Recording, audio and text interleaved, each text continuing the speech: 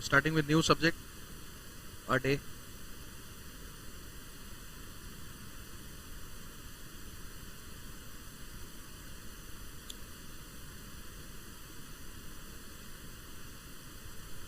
क्या अलग है?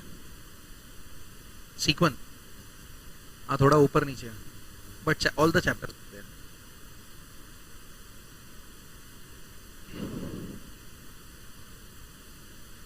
Now see, part A is of 60 marks. I hope तुम्हें पता रहेगा. पार्ट बी तुमने जो किया वो 40 मार्क्स का था, याद है ना?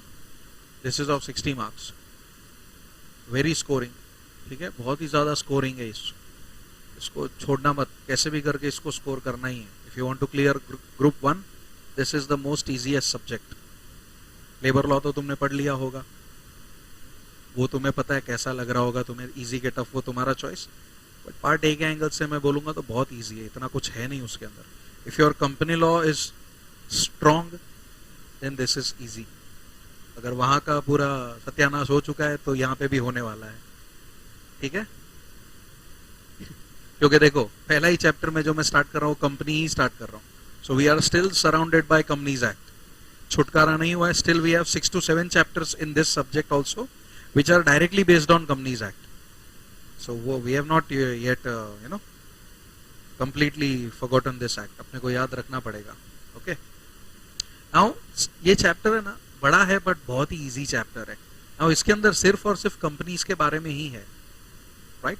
Now if in the beginning the first company which we are going to see is as per section 2 subsection 68, private company क्या होता है?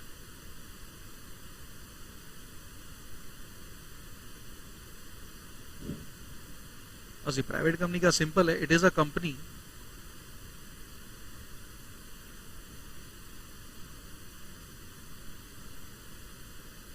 With paid up share capital.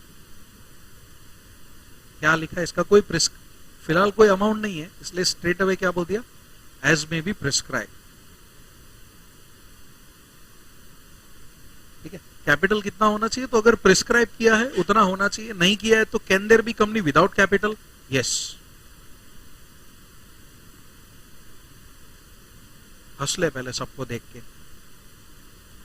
मुस्कुरा ले. तेरे थे सब स्माइल पे मरे जा रहे थे ना, तो मुस्कुरा ले सबको देख के. आया आया हमारा एक लौता चिराग आया.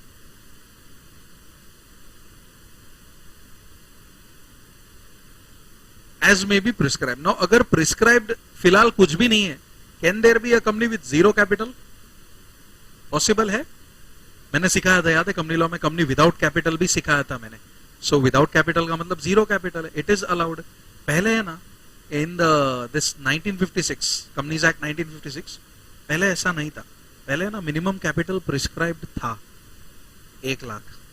मतलब कोई भी प्राइवेट कंपनी रजिस्टर करोगे ना तो कम से कम 1 लाख रुपए का कैपिटल रखना पड़ेगा. But in the new act this limit is vanished. Okay, इसलिए there can be company without capital as well. फिर दूसरा पॉइंट आता है name ends with. Private company के नाम के पीछे क्या लगता है? पूरा प्राइवेट लिमिटेड लगता है. एलटीडी मत लगा देना, ठीक है? Don't use short form. पूरा प्राइवेट लिमिटेड लगता है. फिर आता है देयर आर 3 रेस्ट्रिक्शंस.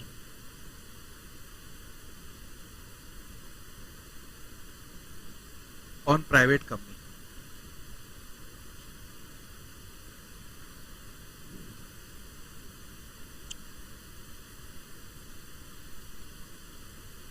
क्या प्राइवेट कंपनी के शेयर ट्रांसफर होते हैं कि नहीं होते? होते, बट रेस्ट्रिक्शंस है. ट्रांसफर होते हैं, हाँ. ऐसा नहीं बोला है कि ट्रांसफर ही नहीं होंगे. The shares can be transferred but can not freely transfer its shares.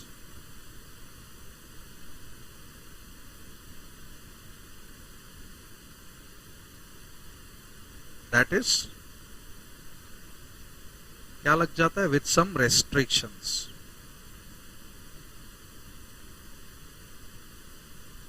बराबर. फिर दूसरा है मैक्सिमम नंबर ऑफ मेंबर्स. कितने हैं? 200 है, ठीक है? प्राइवेट कंपनी में मैक्सिमम मेंबर्स कितने आते हैं? 200.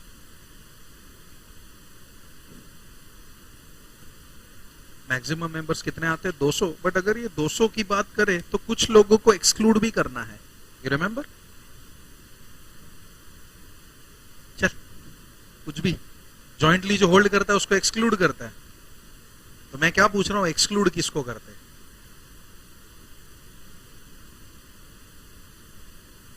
एक्सक्लूडिंग, दो कैटेगरी के लोगों को एक्सक्लूड कर दिया जाता है यहां पे। एक मेंबर्स हु आर एम्प्लॉइज, मतलब तुम मेरे मेंबर भी हो, साइमल्टेनियसली मेरे एम्प्लॉय भी हो, then I will not count you in 200। तुम जीरो हो मेरे लिए, मतलब मेंबर हो, zero in the sense in the terms of 200 you are zero for me. Why? Because you are occupying two position. One is the membership, second is the employment. दूसरा है member who were employee, समझे? were employee मतलब क्या? आज क्या है वो मेरा member है, लेकिन क्या नहीं है मेरा employee, तो वो were हो गया, ex employee। R मतलब है, were मतलब था, थे। एक के लिए इज वॉज आएगा, ग्रामर है, ग्रामर बराबर। एक के लिए इज वॉज, मैक्सिमम के लिए आर वर, बराबर। So the members who were employees but, ये बट के पीछे क्या है? ये बट में ना बहुत बड़ा कंडीशन है।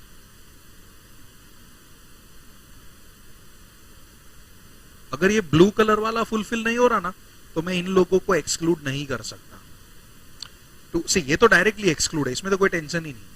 लेकिन अगर ये कैटेगरी में इसको एक्सक्लूड करना है, देन मेजर कंडीशन है ये जो लिख रहा हूं ना, वो फुलफिल होना चाहिए। So but who continue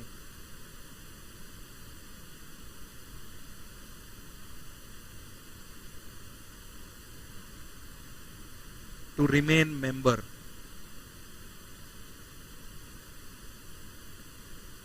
after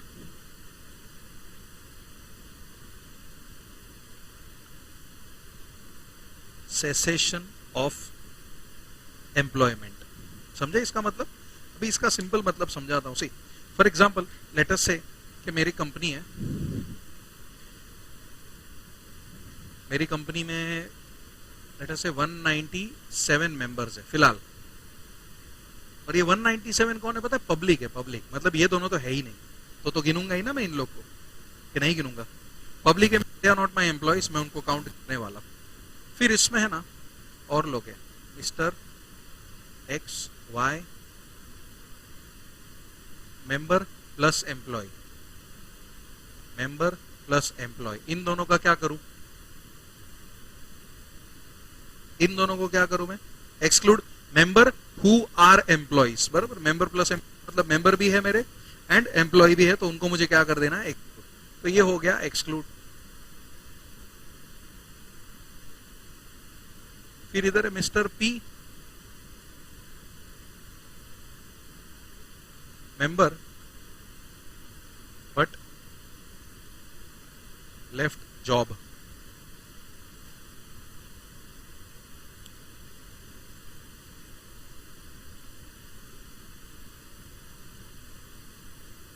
फिलहाल इसको भी फिलहाल एक्सक्लूड करेंगे, बट इसके नीचे ना एक छोटा सा कंडीशन है।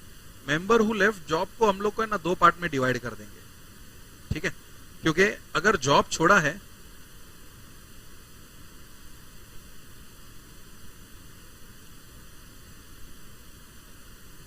who continue to remain what member, ये एक पार्ट हो जाएगा। And second who did not continue, that is such member sold the shares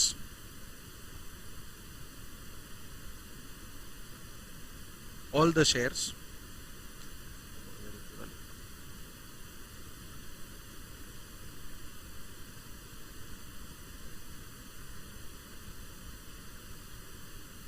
which terminated, क्या क्या टर्मिनेट हुआ उसका? मेंबरशिप। देखो ये दूसरा situation, who did not continue, इसका मतलब क्या?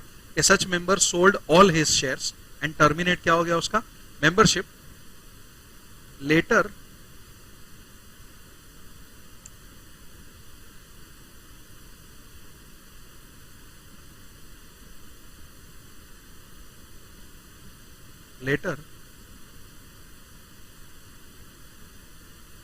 purchased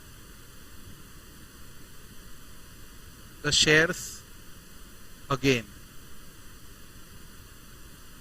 वापस शेयर्स खरीद लिए उसने. इसने तो बेचे ही नहीं थे, ये तो कंटिन्यू ही रहा है. इसने क्या किया, who did not continue. Did not continue का मतलब क्या, एक टाइम पे शेयर्स होल्ड कर रहा था, फिर उसने सारे शेयर्स बेच दिए एंड फिर से शेयर्स खरीदे. सो अगर उसने फिर से शेयर्स खरीद लिए है ये मिस्टर पी ने, तो आंसर मेरे इस क्वेश्चन, अगर वो फिर शेयर खरीदता है तो क्या वो मेरा मेंबर है, क्या वो मेरा एक्स एम्प्लॉय है? हाँ, लेकिन उसको इंक्लूड करूं कि एक्सक्लूड? अभी इंक्लूड करना पड़ेगा. क्यों? इसको मैं क्या करूंगा, बट इसको मुझे क्या करना पड़ेगा, इंक्लूड करना पड़ेगा. क्यों इंक्लूड किया? क्योंकि डिड नॉट कंटिन्यू. कैसे डिड नॉट कंटिन्यू? तो शेयर्स बेचे थे बीच में, एक शेयर भी होल्ड करके रखा होता ना तो मैं इंक्लूड करता कि एक्सक्लूड करता? एक्सक्लूड करता, क्योंकि membership does not have any number of shares. एक होगा तो भी तू मेंबर है, 1000 होगा तो भी तू मेंबर है. तो अगर तू एक शेयर भी रख लेता ना तो मैं आज तुझे एक्सक्लूड करता. बट तूने क्या किया, all the shares were sold which terminated your membership, and again if you purchase it back, no doubt as per this statement I will call you as my member who is my ex-employee, but still I will count you in 200. Why? Because you terminated your membership in between. इसलिए बोला गया है कि members who are employees but continue to remain members. continue में इस तरह आता है. तो as of now मेरे कंपनी में कितने मेंबर है बोलो? 198, क्योंकि इसको मुझे इंक्लूड कर देना पड़ा. तो ये हो गया मेरे लिए +1, 197 +1 हो गया ये. तो टोटल कितना हो जाएगा मेरे कंपनी में? 198 मेंबर माने जाएंगे. समझा? ये कैटेगरी में रहूंगा तो इट विल बी 197 +0. तो इधर कितना रहेगा? 197. क्यों? एक्सक्लूड किया है इसको, बराबर के नहीं? ये लोग भी क्या हो जाएंगे? 0. तो जो एक्सक्लूड हो रहा है उसको तो मैं गिन ही नहीं रहा हूं, जो इंक्लूड हो रहा है उसको मैं गिन रहा हूं खाली. यहां बराबर, ये समझा सबको? इसके अंदर दूसरा आता है joint members are counted as 1. जगह नहीं है.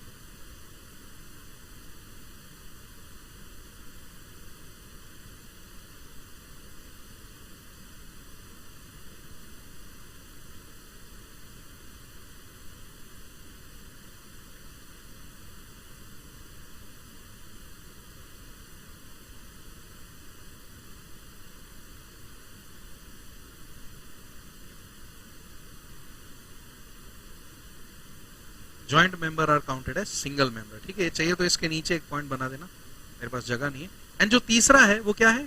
कैन नॉट इनवाइट किसको? पब्लिक को. For what? For subscribing the securities shares of private company. समझे कि ये प्राइवेट कंपनी है ना, क्या प्रोस्पेक्टस इश्यू कर सकती है? क्यों नहीं?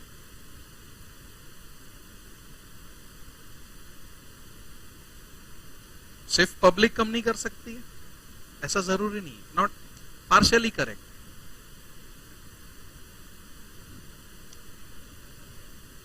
Since it is offered to public we issue prospectus.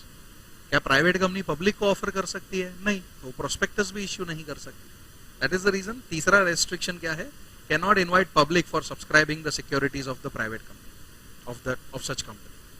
ये 3 रेस्ट्रिक्शंस लगते हैं. ये होता है प्राइवेट कंपनी, बराबर. फिर इसके अंदर आता है minimum and maximum.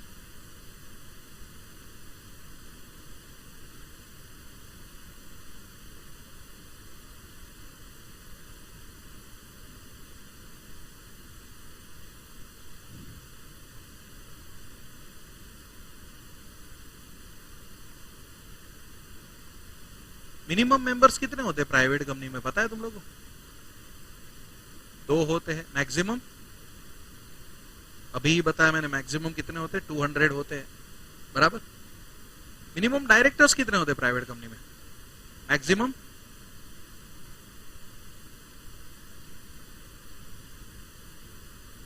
To appoint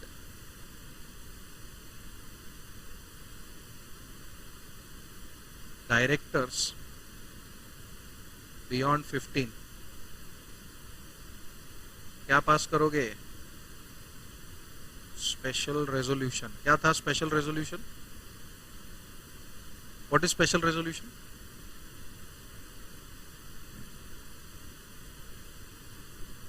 votes in favour are 3 times of the votes against it, तो ही मेरा स्पेशल रेजोल्यूशन पास होगा, वरना नहीं होगा। और मैं डायरेक्टर्स 15 के ऊपर नहीं रख सकता। क्लियर इतना पूरा?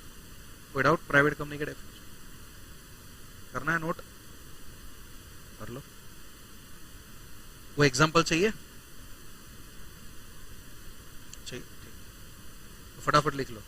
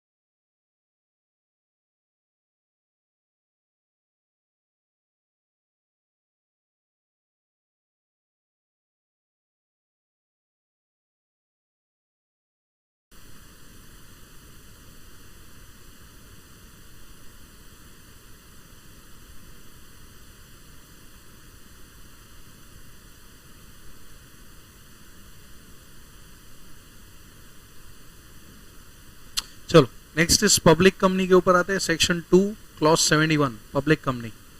Public company is a company which is not a private company. Simple definition है, right? Not a private company. जो प्राइवेट कंपनी नहीं है वो सारी कंपनी कौन सी है? पब्लिक कंपनी है। सिंपल, दो ही तो कंपनी है ना? दो ही टाइप का कंपनी है ना, कि वी हैव मोर? दो ही टाइप का है, प्राइवेट एंड पब्लिक। और इन दो के नीचे बहुत सारी टाइप्स है। फॉर एग्जांपल होल्डिंग सब्सिडरी आता है, स्मॉल आता है, सेक्शन 8 आता है, ओपीसी आता है, एटसेट्रा। जो भी कंपनीज होगी वो या तो प्राइवेट होगी या तो पब्लिक होगी, तो ये सब कैटेगरी में चले जाते हैं। इसलिए मेजर डेफिनेशन क्या है कि जो प्राइवेट कंपनी नहीं है वो हमेशा कौन सी कंपनी, सॉरी, पब्लिक कंपनी कौन सी है? ऐसी कंपनी जो प्राइवेट नहीं है, right? If you are not a private company then definitely which company you are? Public. फिर उसके बाद सब कैटेगरी में क्या आते हो, क्या होते हो, वो तो बात का बात है। That we are not going to see right now, okay?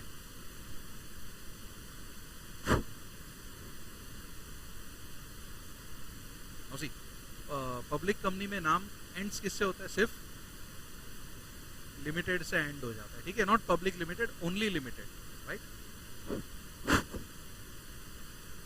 फिर एक कॉन्सेप्ट आता है इसमें, डीम्ड पब्लिक कंपनी।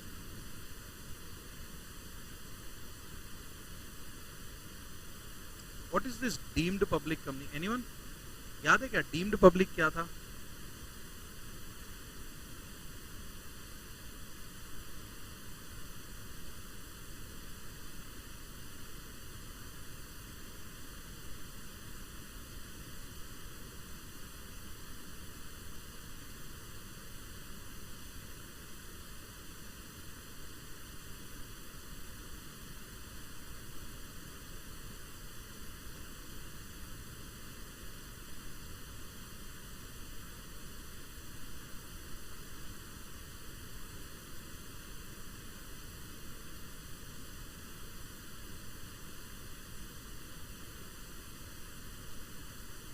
बराबर के नहीं? मेरा प्राइवेट कंपनी सब्सिडरी, मतलब ऊपर कौन है? ये कौन सा कंपनी हो गया? Public company which is also holding company, and इसने एक सब्सिडरी बनाया है पीक्यूआर प्राइवेट लिमिटेड को। तो ये क्या हो गया? Private company plus subsidiary company. But now इस रिलेशन की वजह से ये क्या हो जाएगा? Deemed. Deemed as what? Public company. क्यों? क्योंकि ये एक सब्सिडरी है किसका? पब्लिक कंपनी का। तो ये भले ही प्राइवेट कंपनी है बट अभी इसको मान के क्या चलेंगे हम लोग?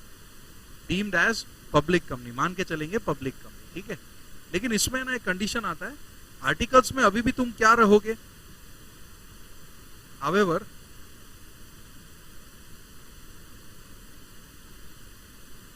it shall remain private limited company in its articles of association। AOA के अंदर अभी भी क्या नाम चेंज हो जाएगा इस कंपनी का? क्या नाम में से प्राइवेट वर्ड निकल जाएगा? क्या मेंबर 200 के ऊपर हो जाएंगे? नहीं, अभी भी ये एओए के हिसाब से कौन सा कंपनी रहेगा? प्राइवेट ही रहेगा। खाली मान के क्या चलेंगे? पब्लिक कंपनी है। We will just assume this company as it is a public company, right? तुम लोग को होल्डिंग सब्सिडरी तो पता ही है ना कैसे बनाते हैं? कैसे बनता है होल्डिंग सब्सिडरी? लेते, but let us finish this block then holding subsidiary देख लेते हैं हम लोग। मिनिमम मेंबर्स कितने होते हैं पब्लिक कंपनी में? है 7। मैक्सिमम there's no limit, बराबर। Minimum directors, very good, maximum 15। And same चीज अगर इंक्रीज करना है तो वी पास, बराबर। अभी इसमें आता है होल्डिंग एंड सब्सिडरी कंपनी भी साथ में आ जाता है,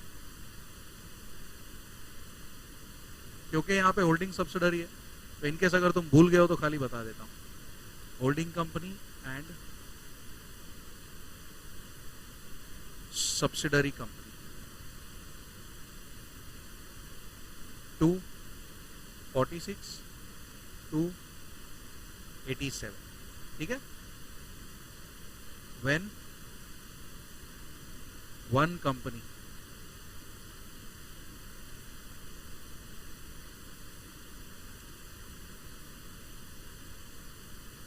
acquires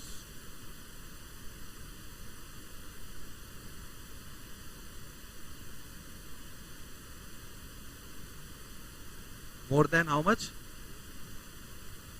मोर देन कितना? 50। 51 चाहिए ना, तो मोर देन कितना हो गया? 50 हो गया कि नहीं? मोर देन 50 होना चाहिए। अभी 51 में क्यों नहीं लिखता? 50 पॉइंट भी तो हो सकता है, क्योंकि 51 लिखा तो स्पेसिफिकली 51 हो जाएगा। What if it is 50.5? क्या अभी भी होल्डिंग सब्सिडरी रिलेशन बनेगा? 50.5 एंड 49.5 होल्डिंग सब्सिडरी बनेगा? क्यों नहीं बनेगा? हाँ, क्या मेजॉरिटी कैसे हुआ? Voting rights 50.5 is with one company and 49.5 is with public, तो बन गया ना होल्डिंग। मोर देन 50 बोला है, एक्चुअली मोर देन 50 भी नहीं बोला है, मोर देन 1/2 बोला है, जिसका मतलब होता है 50%। लॉ में 50% नहीं लिखा है, लॉ में क्या लिखा है? मोर देन 1/2 लिखा है। 1/2 का मतलब आधा, आधा मतलब 50%, आधे से ज्यादा, फिर चाहे वो डेसिमल में ही क्यों ना हो। जरूरी थोड़ी है फुल डिजिट में ही होना चाहिए, वोटिंग राइट्स तो है डेसिमल में भी होती है, बराबर के नहीं? So when one company acquires more than 1/2, that is more than 50% of what? Voting rights.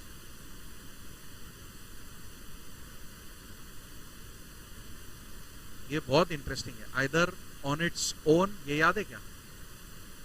और along with its subsidiary company। ये क्या हो गया? in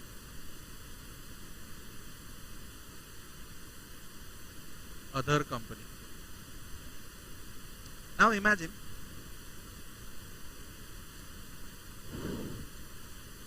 एक कंपनी है यहां पे ए लिमिटेड, ठीक है। ए लिमिटेड ने सीधा सीधा 60% वोटिंग राइट्स ले लिया बी लिमिटेड का, कोई टेंशन, होल्डिंग सब्सिडरी डायरेक्टली बन गया, राइट?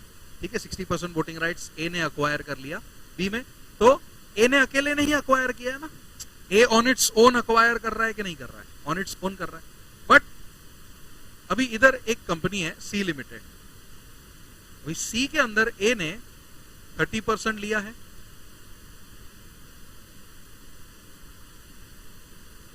वही same voting rights, and B ने 25% वोटिंग राइट्स लिया है। ए और बी के बीच में रिलेशन क्या है? होल्डिंग सब्सिडरी का है। अब ध्यान से देखना, a company holds more than 1/2 कितना है ये? 55%। आइदर ऑन इट्स ओन तो भी सब्सिडरी बनेगा, ये भी सब्सिडरी बना के नहीं, A is holding on its own more than one half तो भी सब्सिडरी, या एक कंपनी अपनी सब्सिडरी के साथ मिलके कितना होल्ड करती है, again more than half, one half, बराबर। तो सी लिमिटेड भी क्या बन गया, क्या होल्डिंग, सी कैसे होल्डिंग बना, C subsidiary of A not B, subsidiary of A बन गया। तो देखो आइदर ऑन इट्स ओन तो ये हो गया ओन का example, A B, A to B है ओन वाला example, and A to C है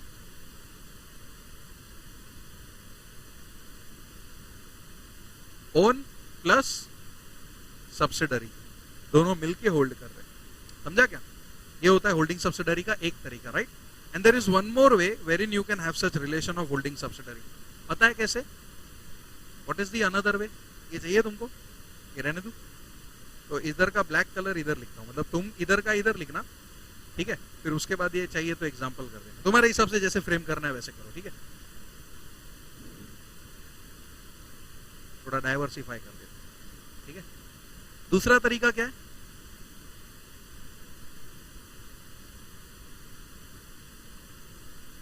when one company controls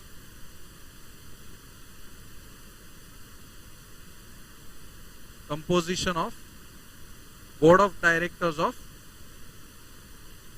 composition of board of directors in another company, when one company controls composition of board of directors in another company, तो ये control करने वाली company क्या बन गई, holding, and जिसमें control किया जा रहा है वो क्या बन गया, सब्सिडरी, बराबर। अभी इसका मतलब क्या, controls the composition of board,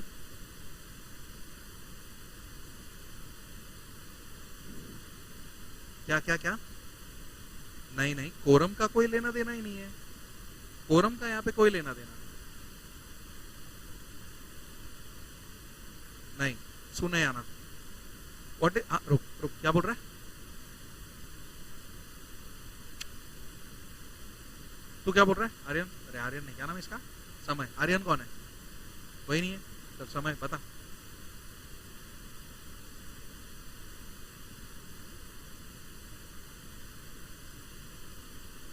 but तू टेक्निकली रॉन्ग बोल रहा है, मतलब लॉजिकली ठीक है बट टेक्निकली आंसर को मार्क्स नहीं मिलेगा। अगर तू ये आंसर फ्रेम करेगा तो it will be wrong. Control का मतलब क्या है? सी हियर कंट्रोल मींस, ये जो कंट्रोल है ना इसका मतलब है पावर, ठीक है। Power of what? Power to appoint, या नहीं रे, रिमूव, पावर टू अपॉइंट या रिमूव, जो भी करना है, दोनों का पावर है, आइदर टू अपॉइंट और टू रिमूव। किसको? ऑल या मेजॉरिटी ऑफ डायरेक्टर्स।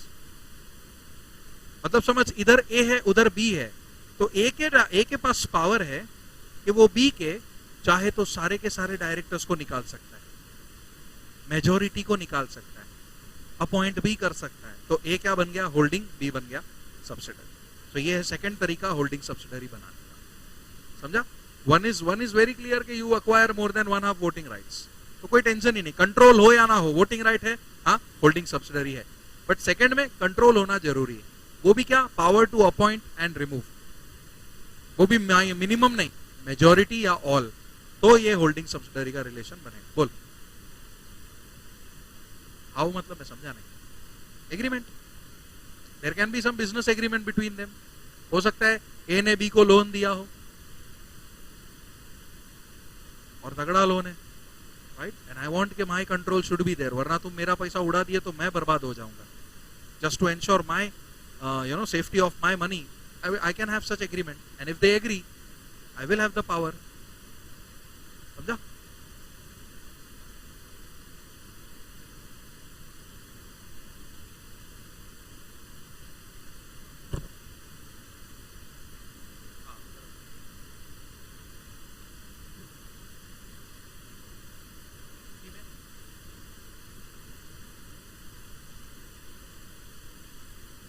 बोल देना।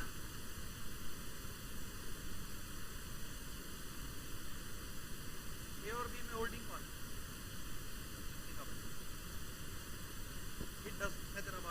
इट डज नॉट मैटर कि बी ज्यादा होल्ड कर रहा है कि कम होल्ड कर रहा है। तेरे एग्जाम्पल में भी सेम कर देता हूं।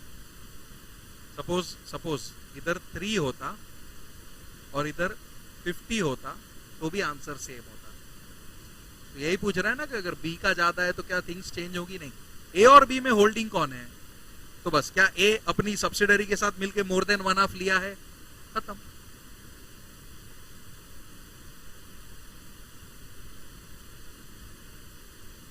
मैं समझा नहीं क्या बी अभी बी सी को सब्सिडरी बनाना चाहता है? हाँ, क्योंकि बी का कोई सब्सिडरी तो है नहीं फिलहाल, तो उसको अगर लेना है तो पूरा अकेले को ही लेना पड़ेगा, तो वो होल्डिंग का सब्सिडरी जाएगा। और अगर बी पूरा ले लेता है तो सिचुएशन क्या बनेगा? ए होल्ड्स बी, बी होल्ड सी, इनडायरेक्टली ए होल्ड सी हो जाएगा। समझा? तो ये फिर वो एंगल में चला जाएगा। फिर से सी क्या बन गया? सब्सिडरी ए का बन गया। समझा? बोल, और कोई डाउट? समझा? होल्डिंग सब्सिडरी पूरा डीम्ड कंपनी, राइट? ये क्योंकि होल्डिंग सब्सिडरी क्यों बताया? क्योंकि यहाँ पे वर्ड है होल्डिंग सब्सिडरी। क्लियर होगा, थोड़ा बहुत रिवीजन होगा तो अच्छा है। बराबर? कंपनी लॉ कैसा पढ़ा है तुम लोग ने? नहीं पढ़ा अब तक? अच्छी बात, पढ़ाई करते रहना। ये काफी सारी जगह पे ना रिपीट होगा। सो इफ यू आर, मैं तो सिखा दूंगा, मुझे कोई प्रॉब्लम नहीं। If you ask me that out, I am not going to say no, but it will be good अगर तुमको खुद को याद आता है तो क्या तुम लोग के लिए वो एक तरीके का टेस्ट हो जाएगा कि यस वी रिमेंबर समथिंग, और कुछ नहीं। मैं तो बताऊंगा, मेरा तो काम ही है बताना, but if the answer comes from your and तो तुम लोग ज्यादा उसमें सेटिस्फाइड रहोगे। वैसा है, लिख लो। ये तुम लोग तुम्हारे हिसाब से फ्रेम करना, ठीक है? जैसे करना हो वैसे। मैंने तो खिचड़ा कर दिया है पूरा। बोल ना, यहाँ पे कहाँ पे? हाँ बोल। पब्लिक कंपनी, प्राइवेट कंपनी का, हाँ फिर?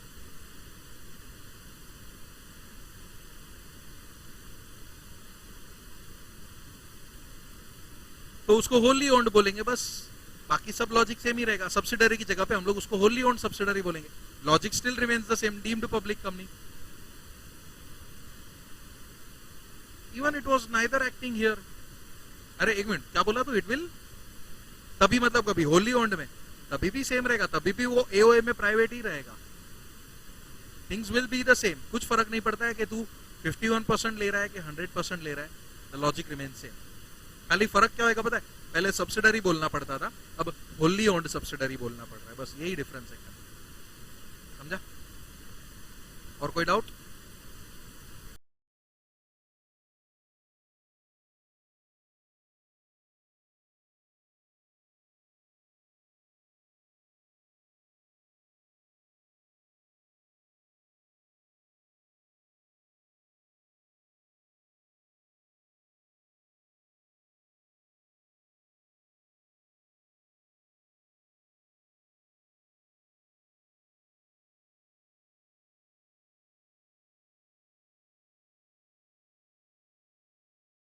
हाँ बोल। सर अगर वो वो जो डीम्ड कंपनी है ना, हाँ, उसमें अगर उल्टा हो गया, तो अगर प्राइवेट कंपनी होल्डिंग कंपनी है और पब्लिक कंपनी सब्सिडियरी है उसका, तो वो भी डीम्ड पब्लिक हो जाएगा। नहीं नहीं नहीं, वैसे वर्षा मत करना। Okay okay. ऊपर पब्लिक नीचे प्राइवेट, बस। उल्टा पुल्टा मत करना, ठीक है? Okay okay.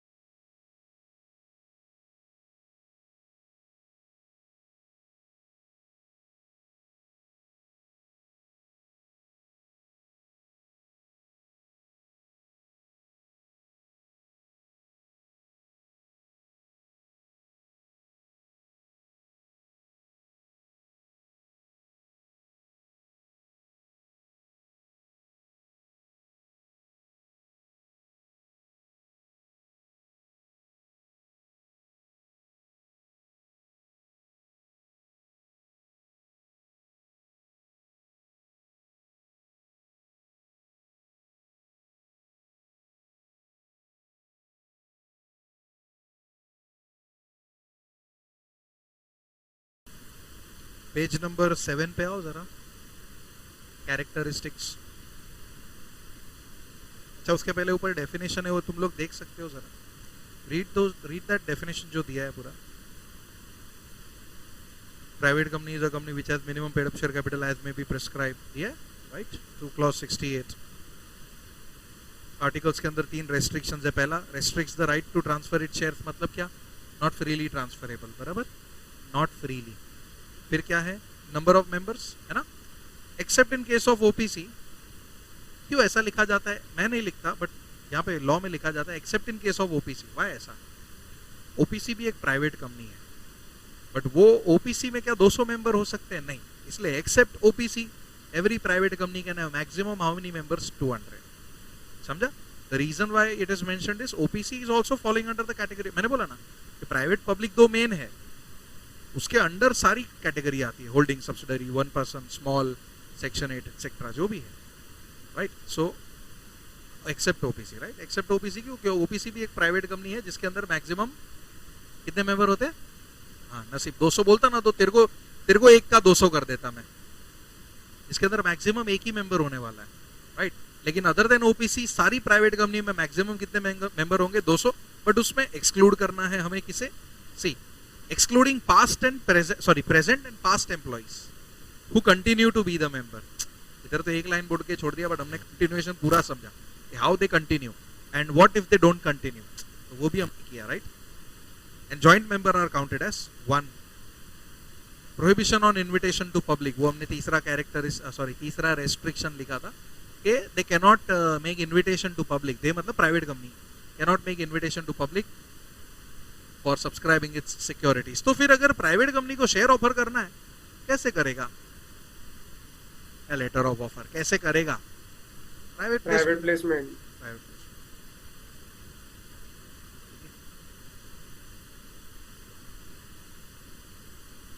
There should be at least 2 persons to form private company, that is minimum member is 2. The private company should have at least 2 director and name must end with the words private limited, बराबर। Characteristics है उसका, पहला characteristic क्या है, members minimum 2, maximum वही है, बराबर। Next,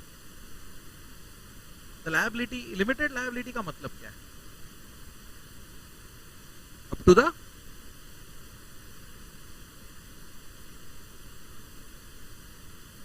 liability of the member is limited up to the nominal value of share, either unpaid or nominal, जो बोलना है बोलो, ठीक है। उससे ज्यादा liability कब आ सकता है, बस एक ही, गारंटी के केस में भी तो आ सकता है, if the company is limited by guarantee, तो गारंटी अमाउंट भी पे करना पड़ सकता है, याद है, सिखाया था मैंने, पूरा एक टेबल बना के दिया था पूरा। बट हाँ, बट शेयर्स के अमाउंट से तो ज्यादा है ना, शेयर प्लस गारंटी है ना, that's what I am asking, कि शेयर्स के अलावा भी और कुछ पे करना है, तो हाँ गारंटी वालों को गारंटी अमाउंट पे करना है, भले ही लिमिट है, बट अपार्ट फ्रॉम शेयर्स एक अमाउंट पे करना पड़ सकता है, वैसा, ठीक है, लिमिट है, नो डाउट, गारंटी में हमेशा लिमिट होगा, ओके, अनलिमिटेड में लिमिट नहीं होगा। दोनों का पैसा कब मांग सकता हूं मैं, guarantee and unlimited, eight the time of winding up, बस डायरेक्ट वाइंडिंग अप। एक और स्टेटमेंट था उसके आगे,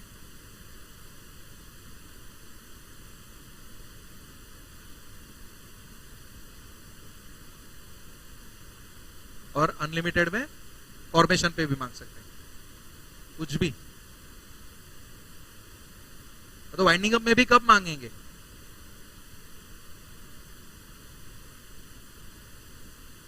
मतलब क्या, किस चीज का बैलेंस बचा है, लायबिलिटी का। If company does not have sufficient funds to clear its liabilities, और वो दोनों में सेम आंसर है, अनलिमिटेड में भी यही आंसर है जो तू बोल रहा है ना, कि अनलिमिटेड में बीच में मांग सकते, गारंटी में वाइंडिंग अप पे मांगेंगे, दोनों में एंड में ही मांगे, एंड मतलब वाइंडिंग अप पे ही मांगेंगे, बोथ द अमाउंट, चाहे अनलिमिटेड अमाउंट हो या गारंटी अमाउंट हो, that money will be asked eight the time of winding up when company does not have sufficient funds.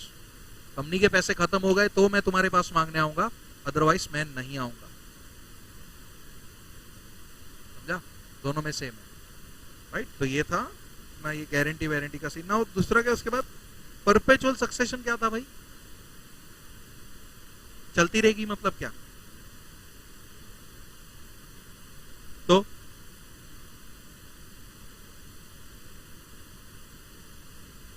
Board है, अच्छा बोर्ड ऑफ डायरेक्टर,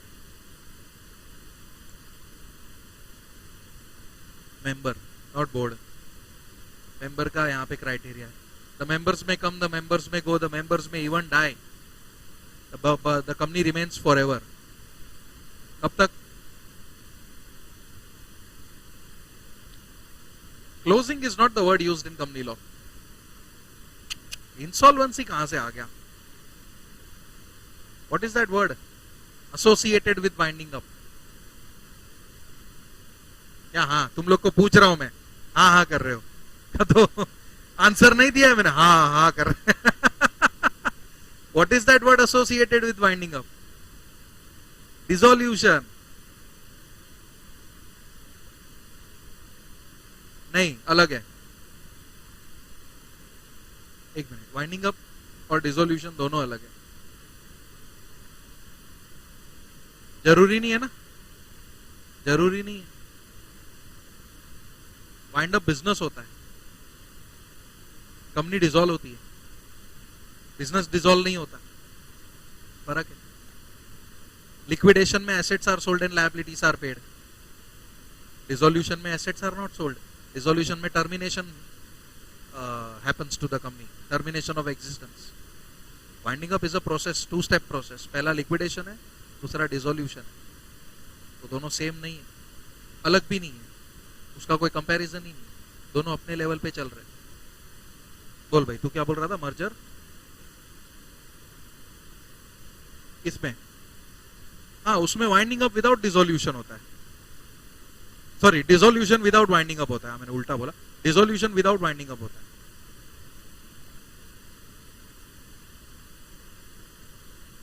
सेम, हाँ, उसमें अभी अभी सपोज तेरे को स्ट्राइक ऑफ भी किया जा रहा है ना, तो भी डिसोल्यूशन बोला जाता है। The company is now dissolved. STK 7 में नोटिस पब्लिश हो जाता है, फॉर्म एक आता है STK 7, उसमें पब्लिश हो जाता है that the company is now dissolved, its existence have been terminated. Strike off भी होता है ना, तो भी एट द एंड उसको डिसोल्यूशन बोला जाता है। कॉमन वर्ड है, कंपनी मर गई कैसे भी, मतलब डिसोल्यूशन हो गया, मर गई इन द सेंस एग्जिस्टेंस खत्म हो गया उसका। ठीक है, चलो आगे। परपेचुअल सक्सेशन के बाद index of members, register of member याद है तुम लोग को? रजिस्टर ऑफ मेंबर है ना? तो इफ सपोज मेरा प्राइवेट कंपनी है and I have members, late us से 50 और मोर देन 50, क्या है देख लेंगे हम लोग, कितना एक्सीड्स 50 है ना शायद से।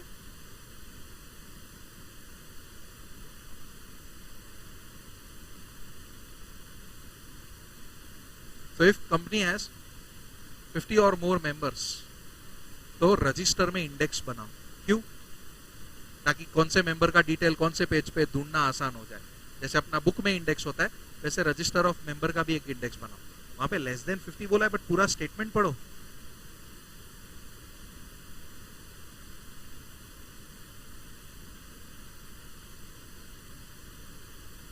$50 और मोर है तो इंडेक्स बनाना पड़ेगा, ऐसा है, समझे?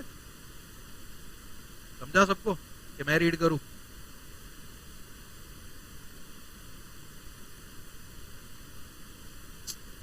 Company, they don't have to keep index, they don't if they have less than 50. So if they have 50 or more, they have to keep index. English है, English, बराबर? क्या hundreds and thousands कहां से होंगे? hundreds में भी 200s possible है। When shares are held in demat form, then there is no register like this. Everyone is a beneficial owner and their name is in the records of depository, not in the company. ये फर्क है। Company के record में depository का नाम होता है और डिपॉजिटरी के रिकॉर्ड में मेंबर का नाम होता है, जिसको बेनिफिशियल ओनर बोलते हैं, विच इज डीम्ड मेंबर, बराबर? Number of directors already discuss 2 and 15। अगर मोर देन 15 चाहिए तो स्पेशल रेजोल्यूशन पास करेंगे। पेड अप कैपिटल कोई होना चाहिए? नहीं, minimum paid up capital as may be prescribe. Prospectus, क्या प्रोस्पेक्टस प्राइवेट कंपनी में एप्लीकेबल होगा? I think we discuss just now only. Why prospectus will not apply to private company? Why? क्योंकि public को offer करते हैं तो वो offer document को प्रोस्पेक्टस बोलते हैं। क्या ये पब्लिक को ऑफर कर सकती है? नहीं। तो जब पब्लिक को ऑफर ही नहीं कर सकते तो ऑफर डॉक्यूमेंट को प्रोस्पेक्टस भी नहीं बोल सकते, right? It will be called as private placement offer letter, PPOL. ठीक है, प्राइवेट प्लेसमेंट ऑफर लेटर बोला जाता है। ओके, मिनिमम सब्सक्रिप्शन याद है तुम लोग को? मैंने सिखाया था कि मिनिमम सब्सक्रिप्शन इतना परसेंटेज होना चाहिए, 90। अगर नहीं हुआ तो रिफंड, याद है? Refund with in how many days? 15 days. And अगर रिफंड करने में डिले किया तो 15% इंटरेस्ट। 12 आता है प्राइवेट प्लेसमेंट में, 12 आता है प्राइवेट प्लेसमेंट में। पब्लिक के टाइम पे जो आता है उसमें 15% आता है। अदर देन प्राइवेट प्लेसमेंट है तो interest rate is 15%, private placement में interest rate is 12%। Same logic, वही delay in refund, but percentage अलग है। Coming to the point, let us say private company है, शेयर इश्यू किए, 70% ही सब्सक्राइब हुए तो क्या करना चाहिए बोलो? ये रिफंड नहीं करेगा प्राइवेट कंपनी को, मिनिमम सब्सक्रिप्शन एप्लीकेबल ही नहीं है। It can continue the business. वो कब आता है minimum subscription? When shares are offered to public. ठीक है, क्या ये private company shares are offered to public possible है क्या? नो। सो मिनिमम सब्सक्रिप्शन के कंडीशंस यहाँ पे एप्लीकेबल नहीं होंगे। Even if it is less then 90, कितना भी पैसा आया हो, it can directly start doing the business. ठीक है, देखो वहां पे लिखा है, if the company is not able to receive such amount,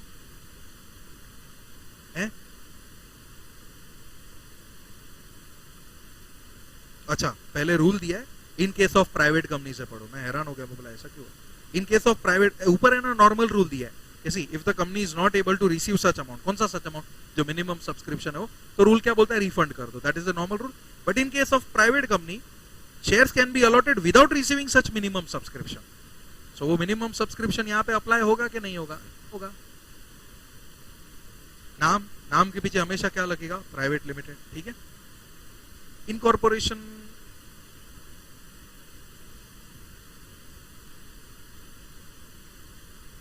incorporation तो है ना थोड़ा लंबा है। सो पब्लिक कंपनी हमने क्या ना, तो उसका भी कुछ कैरेक्टरिस्टिक्स है, वो देख लेते हैं। 1-2 पेज जरा टर्न करोगे ना तो कैरेक्टरिस्टिक्स ऑफ पब्लिक कंपनी दिखेगा तुम लोग को। कहां पर है? पेज नंबर 13 पे। हाँ ठीक है, 13 पे।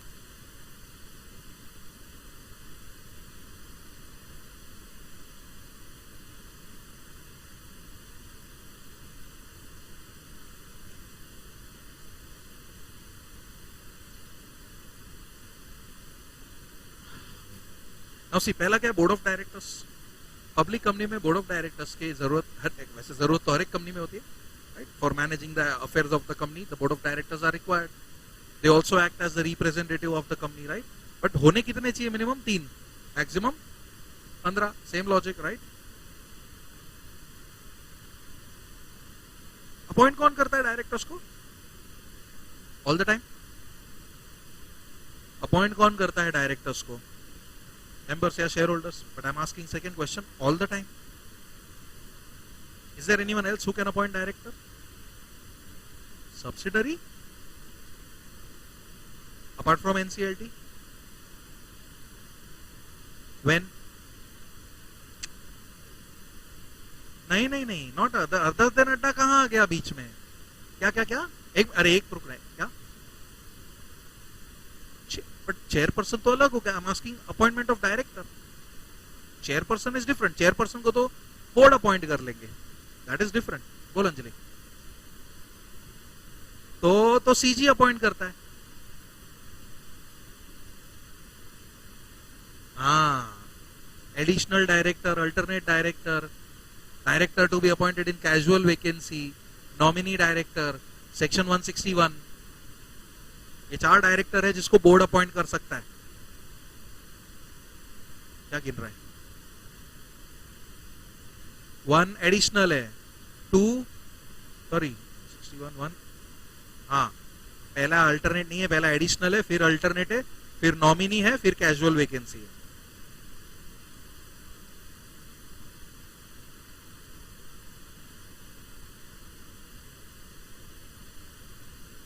लेकिन वो इसमें नहीं है। वो तो ये था रे रिटायरमेंट का at the end, but at the end if the vacancy is not filled then the board will appoint director, but वो कैजुअल वैकेंसी है, that appointment will be treated as casual vacancy.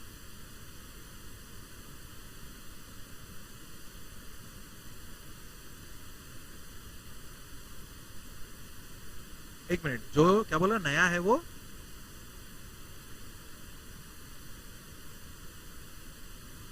हाँ हो रहे, चल 2 आए, किया नहीं हुआ, हाँ बराबर, नहीं अभी बीआर पास नहीं कर सकते, मीटिंग एडजन हो गया. हाँ तो वो लोग जो रिटायर्ड है वो लोग ऑटोमेटिकली आ जाएंगे, बीआर पास करने की जरूरत क्या है. Retiring directors will be automatically reappointed. And फिर ये लोग अगर नहीं आना चाहते तो फिर इसके बाद बोर्ड किसी दूसरे 2 को लाएगा बाईपासिंग बीआर. समझा? तो बीच के 2 स्टेप खा गया, डायरेक्ट सीधा एंड पे पहुंच गया. Retiring directors are automatically reappointed का मतलब क्या था? Without resolution. हाँ सब्सिक्वेंट में आता है ये. फर्स्ट में तो क्लियर कट है, नाम लिखा होगा आर्टिकल्स में, नहीं लिखा होगा तो सब्सक्राइबर बनेगा. हुआ क्लियर हुआ? हाँ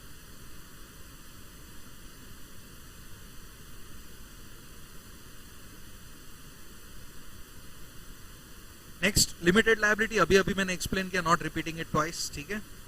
number of members minimum 7, maximum no limit. Transferability of shares, क्या यहाँ पे फ्रीली ट्रांसफरेबल है? यस, देखो ना लिखा है the shares are freely transferable through stock exchange. Life span के बाजू में स्लैश करके लिखो परपेचुअल सक्सेशन.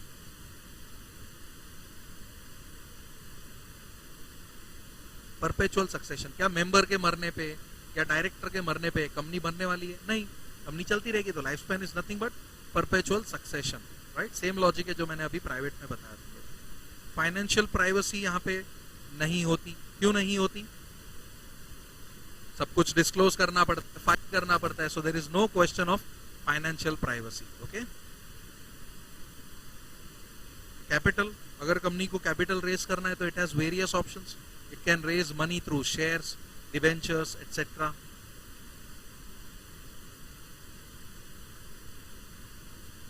इनकॉर्पोरेशन प्रोसेस पे आ जाओ.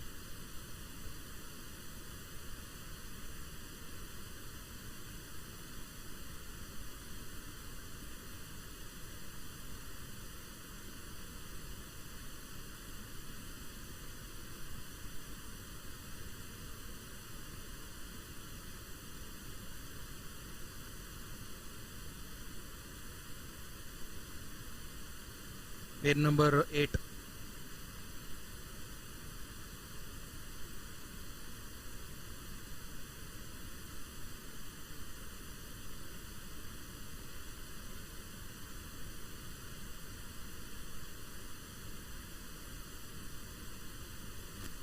चलो, now see, if you want to incorporate a company,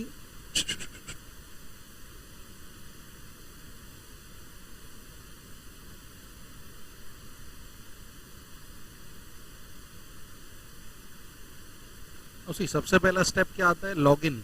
website पे ना, एमसीए के वेबसाइट पे लॉगिन करना पड़ता है.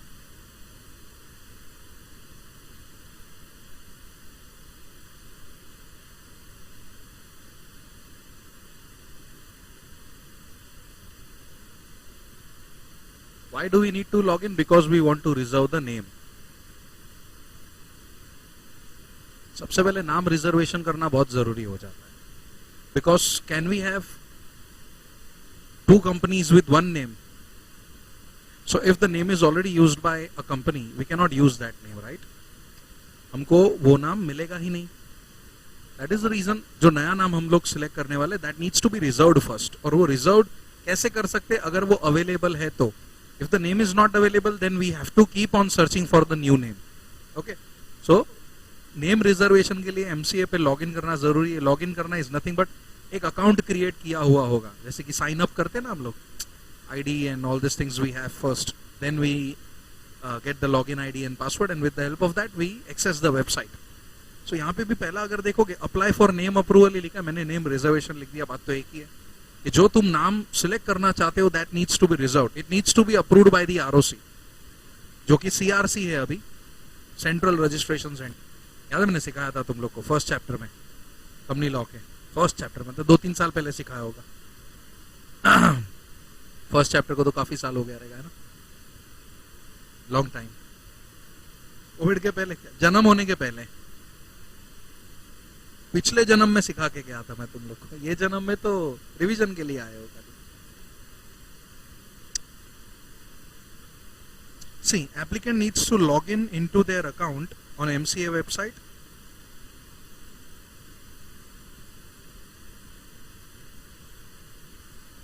After login, you have to click on the icon Spice Plus.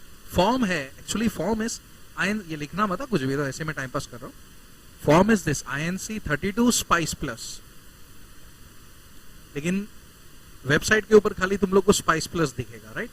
You click on Spice Plus तो सीधा फर्स्ट पार्ट खुलेगा, that is part A, and that is name reservation. जब तक नाम रिजर्व होगा नहीं तब तक तुम आगे बढ़ ही नहीं पाओगे, क्योंकि नाम रिजर्व नहीं होने का एक ही रीजन है, it is already similar to an existing company और एन एग्जिस्टिंग LLP और अ ट्रेडमार्क. तीनों के साथ नाम चेक किया जाता है, कहीं पे भी नेम अगर मैच हो रहा है तो वो नाम अपने को मिलेगा नहीं. ओके उसका बी पॉइंट क्या है फिर, details required to be mention in the online form. ये जो नेम रिजर्व कर रहा था, देखो डिटेल में सबसे इंपॉर्टेंट चीज तो नाम ही है, बराबर के नहीं. प्रपोज्ड नेम ये जरूरी है, ऐसा आगे कॉलम होगा, राइट? इधर तुम तुम्हारा प्रपोज्ड नेम लिख दो जो भी है, इधर फिर एक बटन होता है, क्या लिखा रहता है बटन के ऊपर, ऑटो चेक. समझे क्या ऑटो चेक? क्लिक करो, जो नाम तुमने मेंशन किया है, if it is already used by someone, error आएगा, the name can not be reserve. जब तक चेक ऑटो चेक का सक्सेसफुल रिप्लाई नहीं आता कि yes the name is available, तब तक तुम आगे बढ़ ही नहीं पाओगे, बराबर. Apart from this you need to submit certain information such as type of company कौन सा है, क्या तुम पब्लिक कंपनी बना रहे हो, प्राइवेट कंपनी बना रहे हो, ओपीसी बना रहे हो, सेक्शन 8 कंपनी बना रहे हो, क्या बना रहे हो, तो वो तुम्हें टाइप ऑफ कंपनी में सिलेक्ट करना पड़ेगा कि which type of company you want to incorporate, बराबर. फिर दूसरी चीजों में आता है जैसे कि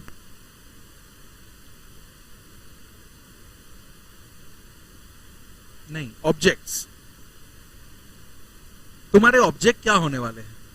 why object is necessary at the time of reserving name.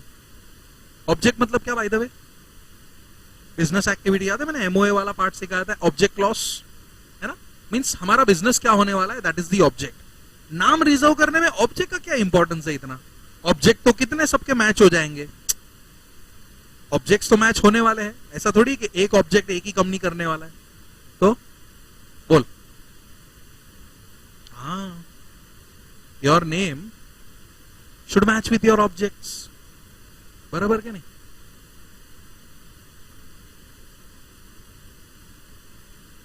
तो प्लास्टिक का कंपनी नहीं होना चाहिए, मेटल का ही होना चाहिए, राइट? फॉर एग्जांपल अगर मैं नेम अप्लाई करता हूं कि BG metals limited and objects manufacturing plastic, match नहीं करेगा, the name will not be approved again, ठीक है, एप्लीकेशन रिजेक्ट हो जाएगा मेरा. That is the reason object बताना जरूरी है. ओके समझा इतना. और भी कुछ चीजें आती है जैसे कि चूज फाइल करके एक ऑप्शन आ जाता है वहां पे, भाई कौन सा फाइल चूज करोगे इधर, it can be any, for example it can be copy of resolution, authority letter, कुछ भी हो सकता है ना. ये चूज फाइल है ना, कंपलसरी नहीं. देखो ये कंपलसरी है, ये कंपलसरी है, ये भी कंपलसरी है, but this is not compulsory. What if you don't have to choose any file.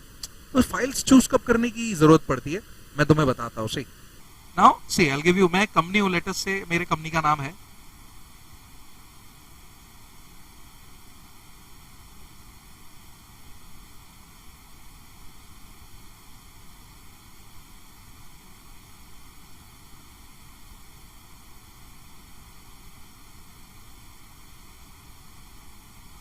बराबर, एपेक्स मेटल्स लिमिटेड.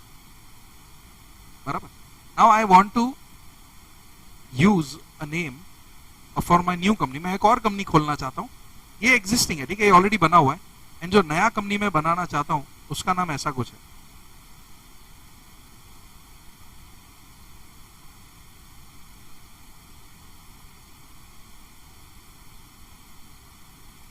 क्या ये नाम मुझे मिलेगा? नहीं मिलेगा. बोलने में एपेक्स एपेक्स सेम ही है ना, भले बीच में डैश आ गया तो क्या हुआ, बराबर क्या? बोलने में सेम है कि नहीं, right? So this name will not be allowed. अब हियर कम्स चूज फाइल. अभी चूज फाइल की वजह से है ना ये नाम मुझे मिल जाएगा. कैसे पता है? मैं इस कंपनी को बोलूंगा बीआर पास करो. क्या बोलूंगा इन लोगों को? ये एग्जिस्टिंग है, ये प्रपोज्ड है. कॉमन सेंस से ये नाम मुझे मिलने नहीं वाला, तो वो नाम मिले इसलिए मैं चूज फाइल करूंगा. चूज फाइल करने के लिए फाइल होनी चाहिए, और वो फाइल क्या है? Board resolution. मैं इसको बोलूंगा यहां पे कि भाई एक बीआर पास करो and you will authorise me to use this name. समझे? फिर आरओसी को कोई तकलीफ नहीं. आरओसी को क्या तकलीफ था कि भाई तू किसी का इंटरेस्ट अफेक्ट कर रहा है ये नाम यूज करके, लेकिन जिसका इंटरेस्ट अफेक्ट हो रहा है वही अलाउ कर रहा है तो ले लो नाम, मुझे कोई दिक्कत नहीं है. समझा? एक cup. That is the time when I will choose file. Similarly let us say कि हीरल के पास एक ट्रेडमार्क रजिस्टर्ड है and I want that trademark name in my company. सीधी सी बात है, उसके नाम का ट्रेडमार्क है, मैं वो नाम ले ही नहीं पाऊंगा, सीधा रिजेक्ट हो जाएगा. बट मैं हीरल से अथॉरिटी लेटर ले लूं तो वापस वो अथॉरिटी लेटर का पीडीएफ में यहाँ पे चूज फाइल किसके लिए होता है पता? अटैच करने के लिए. कंप्यूटर पे कभी चूज फाइल किया है तुम लोग ने? Yes, same thing over here. समझा? तो this is the way how we can apply for name reservation. अभी तक हुआ है कि नहीं हुआ है वो तो बात का बात है. This is the way we apply. Okay, देखो क्या क्या दिया है वहां पे. टाइप ऑफ कंपनी, पार्ट 1 मतलब प्राइवेट या पब्लिक आता है, ठीक है. वहां पे जो पार्ट 1 दिया है ना, इट इंक्लूड्स प्राइवेट कंपनी या पब्लिक कंपनी. फिर दूसरा सिन, वो पॉइंट को मारो गोली. फिलहाल गोली मतलब कैंसिल मत कर देना, क्योंकि वो किसके लिए पता है? वो एग्जिस्टिंग कंपनी के लिए. This second point is useful eight the time of existing company. हम तो नया कंपनी बना रहे हैं ना, तो नए कंपनी के लिए सेकंड पॉइंट. सिन कहां से आएगा मुझे बोलो? सिन कब मिलता है?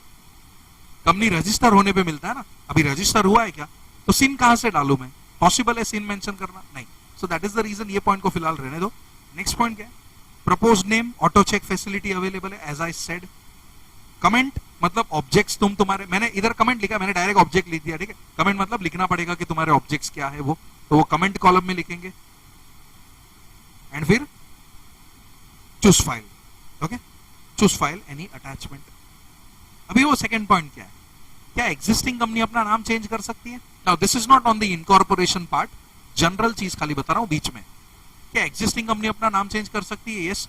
क्या उसको भी चेक करना पड़ेगा कि जो वो नया नाम रखना चाहती है वो अवेलेबल है कि नहीं?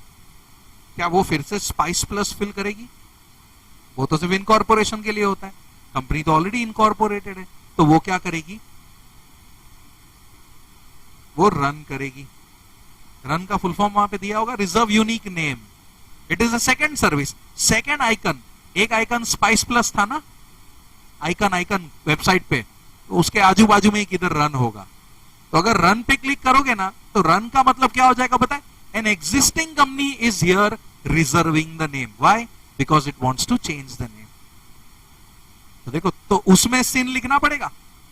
रन में सिन लिखूंगा, हाँ भाई मेरा कंपनी है, सिन तो है ही, और उसी कंपनी का नाम चेंज करना है. So in that case I will mention the CIN. बराबर? यहां तक कोई डाउट? पक्का? ये हो? हाँ बोल, हाँ बोल. ये देख, मैंने दो चीज बताई है, तो किसकी बात कर रहा है? अच्छा, सीए भी कर सकता है, तू भी कर सकता है, but still you will need a professional eight the and. फिलहाल ये सारी चीजें तू कर सकता है. जब डीएससी लगाने का बारी आएगा तब प्रोफेशनल चाहिए.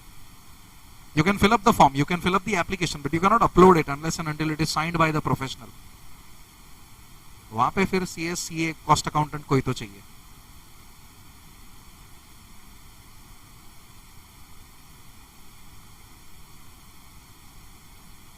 चलेगा ना? एपेक्स प्लास्टिक चलेगा? अरे क्यों नहीं चलेगा यार. क्या रिलायंस पूरे इंडिया में मुकेश भाई का ही नाम है? और क्या? हाँ, मेरे उधर आजा, रिलायंस ट्यूटोरियल्स है, मणिबेन चलाते। ऐसा नहीं है कि Reliance word is blocked by this Reliance Mukesh भाई अंबानी। नो, समझा? You can not block the name, getting it? You can not use the same. ऐसा होता तो एक बार जो नाम यूज कर लिया वो कर लिया है ना, कोई यूज ही नहीं कर पाता। बराबर के नहीं? हाँ, होता है ना, 1000 रुपया होता है।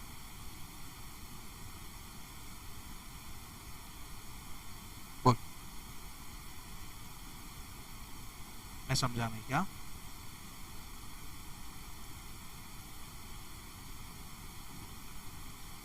किसको? यहाँ पे वो उनके बीच का मैटर है, वो उनके। व्हाट इफ वो मेरा ही कंपनी है,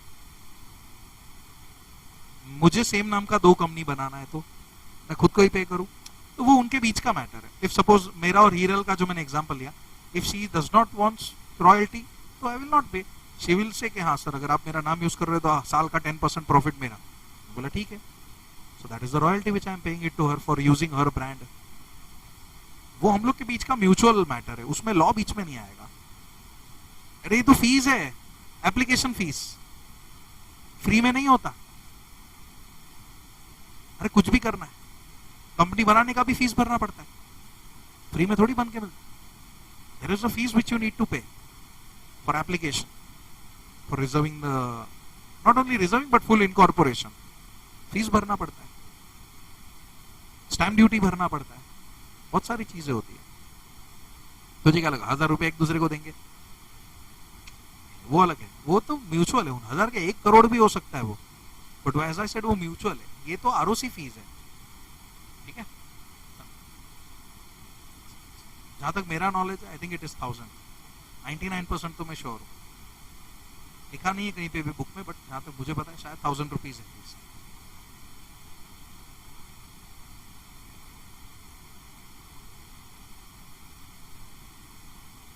सर्टिफिकेट ऑफ इनकॉर्पोरेशन भी चाहिए ना तुझे? Of course. अभी तक अरे तू खत्म किधर हुआ है तेरा प्रोसेस? ये तो नाम रिजर्व किया है। कोई भी मतलब, हाँ करना, तू इंसान है, नेचुरल पर्सन है, 18 साल का है, कर दे। हाँ क्यों नहीं? लुनेटिक है तू, बिंदास खोल सकता है, होगा भी नहीं। बस खाली वो आड़े तेड़ी बातें नहीं आनी चाहिए, वहां वो हो गया तो मालूम है मुझे। समझा सब लोग को पे? और कुछ? तू 2-3 बोला था, तेरे 2-3 सारे डाउट हो गए ना, जब तक एक ही हुआ है। ठीक है, right? So this is the way how we make an application. Now let us say कि नाम मिल गया। सो नाम मिल गया मतलब नाम रिजर्व हो गया, नेम अप्रूवल आ गया। अब क्या, कंपनी बन गया? अरे खाली नाम रिजर्व हुआ है, बच्चे का नाम सोचा है, सर्टिफिकेट मिला है क्या? नहीं। बराबर, सर्टिफिकेट मिलने के लिए जाना पड़ेगा गवर्नमेंट ऑफिस। रिमेनिंग प्रोसेस जो रहेगा, आधार कार्ड, पैन कार्ड, वो सब सबमिट करना पड़ता है बर्थ सर्टिफिकेट के लिए। तो इधर भी कुछ डॉक्यूमेंट्स है, सबमिट करने पड़ेंगे। बराबर। So the remaining process should be completed in certain number of days. अगर वो दिन में वो दिन में बाकी का काम खत्म नहीं हुआ तो नेम विल एक्सपायर, फिर से तुम्हें नेम रिजर्व करना पड़ेगा। So here comes the point, the name is reserved for how many days? 20 days. Once your name gets approved, it is reserved for how many days? On approval,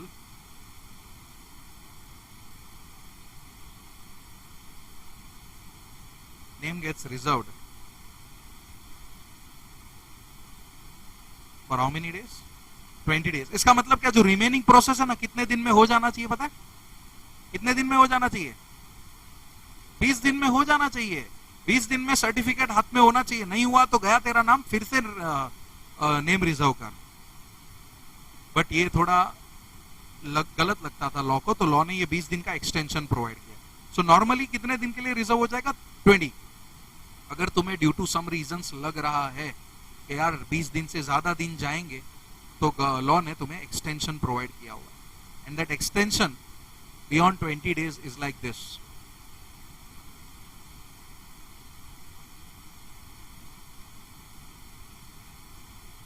extension beyond 20 days। 2 type के extension मिलते हैं, type 1 type 2। ये दोनों extension type 1 या type 2 मैं कब लेने वाला हूं? 20 दिन के, मतलब एप्लीकेशन पहले करूंगा, शुरू कब से होगा? 20 दिन के बाद। लेकिन कॉमन सेंस है ना, 20 दिन खत्म होने के पहले ही मुझे एप्लीकेशन कर देना है कि भाई एक्सटेंशन दो, वरना 20 दिन पे तो लैप्स हो जाएगा। राइट, सो मैं अप्लाई पहले कर दूंगा, लेकिन एक्सटेंशन जो है वो कब से गिना जाएगा? 20 दिन के बाद। लाइक 21वां दिन will be the first day of extension. समझ में आया? अभी देखो टाइप 1 में 20 डेज प्लस 20 चाहिए तो कितना रुपया भरना पड़ेगा? 1000। समझ में आया? कितना मिला था पहले? 20। और कितना चाहिए तुम्हें? बराबर, तो कितना रुपया भरना पड़ेगा? 1000 रुपए। दैट मीन्स टोटल कितना हो गया अभी? 40 डेज। बराबर। अगर तुम्हें लगता है कि 40 पड़ेगा, 40 कैसे? 20 के बाद 40 के 20 इंक्लूड्स 20 के बाद 40, तो इंक्लूड हो गया ना 20 40 के अंदर। ठीक है, इट इज 20 प्लस 20। ये जो 20 है ये प्लस ये, देखो ये प्लस 20, तो टोटल कितना दिन मिला? 40 डेज।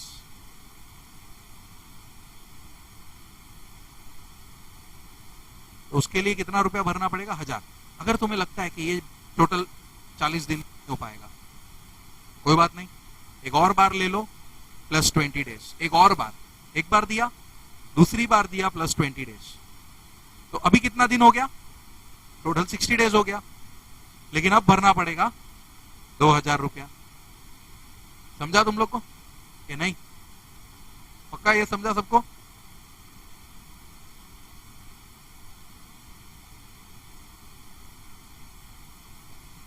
रुकना, उसको पूछने दे। क्या 2000 मतलब 2000? ये कैसा क्वेश्चन है हर्ष? क्या क्या क्या?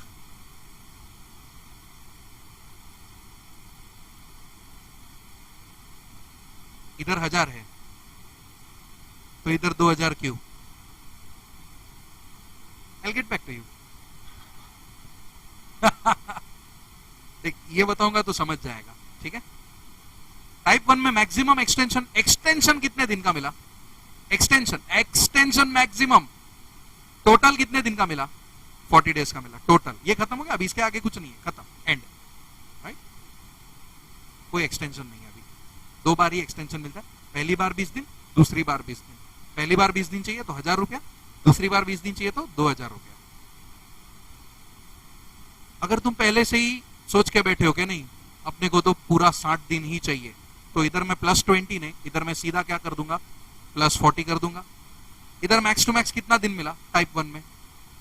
Max to max total including the initial days 60 मिला, तो इधर भी मैक्स टू मैक्स कितना मिल रहा है?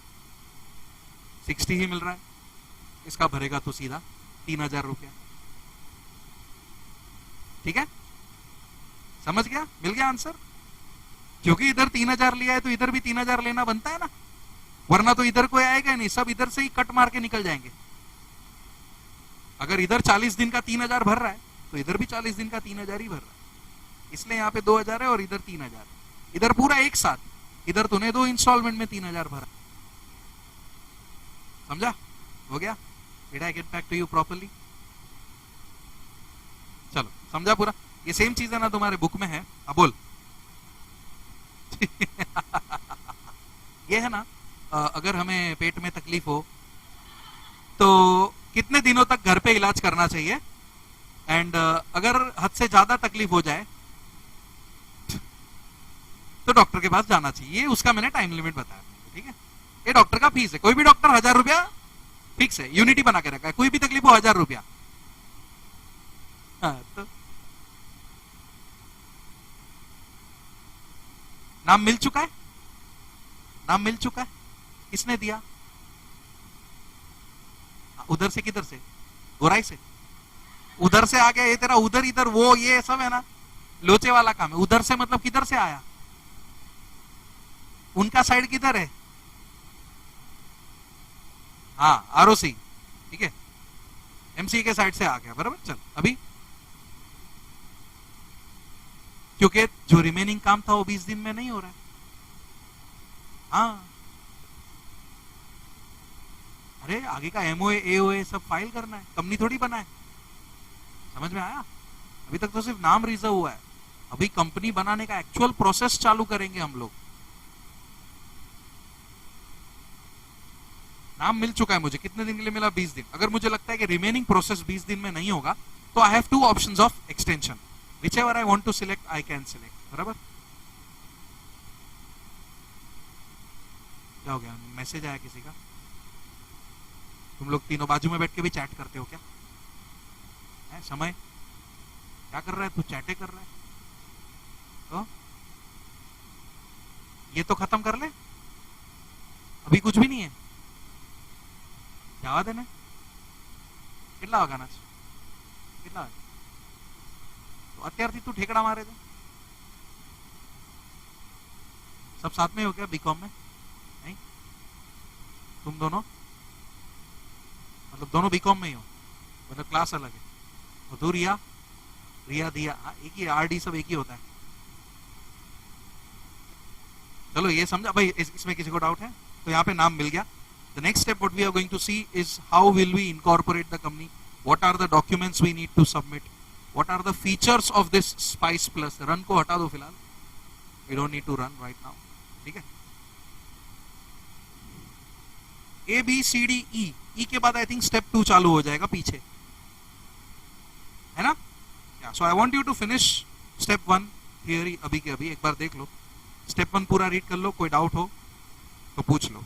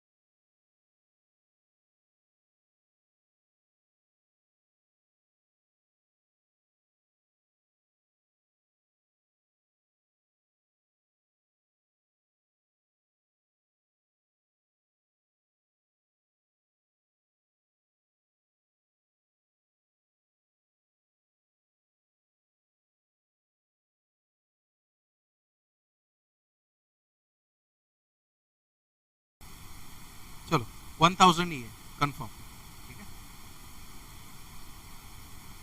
पहले तो कैसा होता था पता है? You can apply 6 names, you can select 6 maximum, मतलब कंपलसरी 6 नहीं देने, 6 कॉलम होते थे, यू कैन सबमिट 6 नेम्स।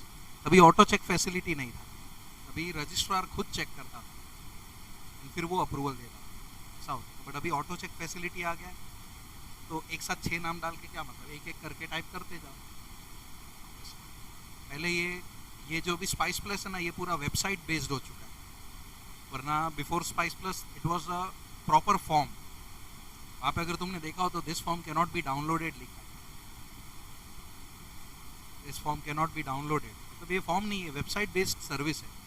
पहले फॉर्म था, ये जो INC 32 लिखा ना, मैंने रब कर दिया, but it was a actual E form. अभी ये ई फॉर्म नहीं रहा, ठीक है? स्पाइस का फुल फॉर्म पता है कि नहीं? सिंप्लीफाइड, बताया था मैंने last time, for incorporation of the company electronically. क्या बोल रहे हैं? Simplified proforma for incorporation of the company, कहां पे लिखा है? हाँ फिर पेज नंबर 9 पे देख, फर्स्ट पैरा लास्ट लाइन।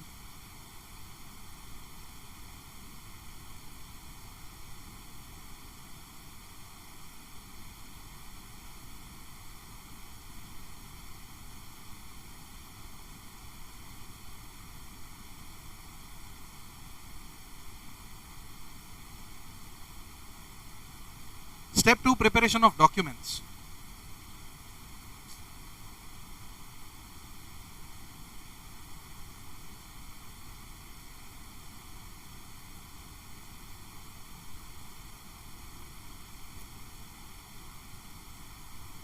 क्या क्या डॉक्यूमेंट्स बनाने अपने को?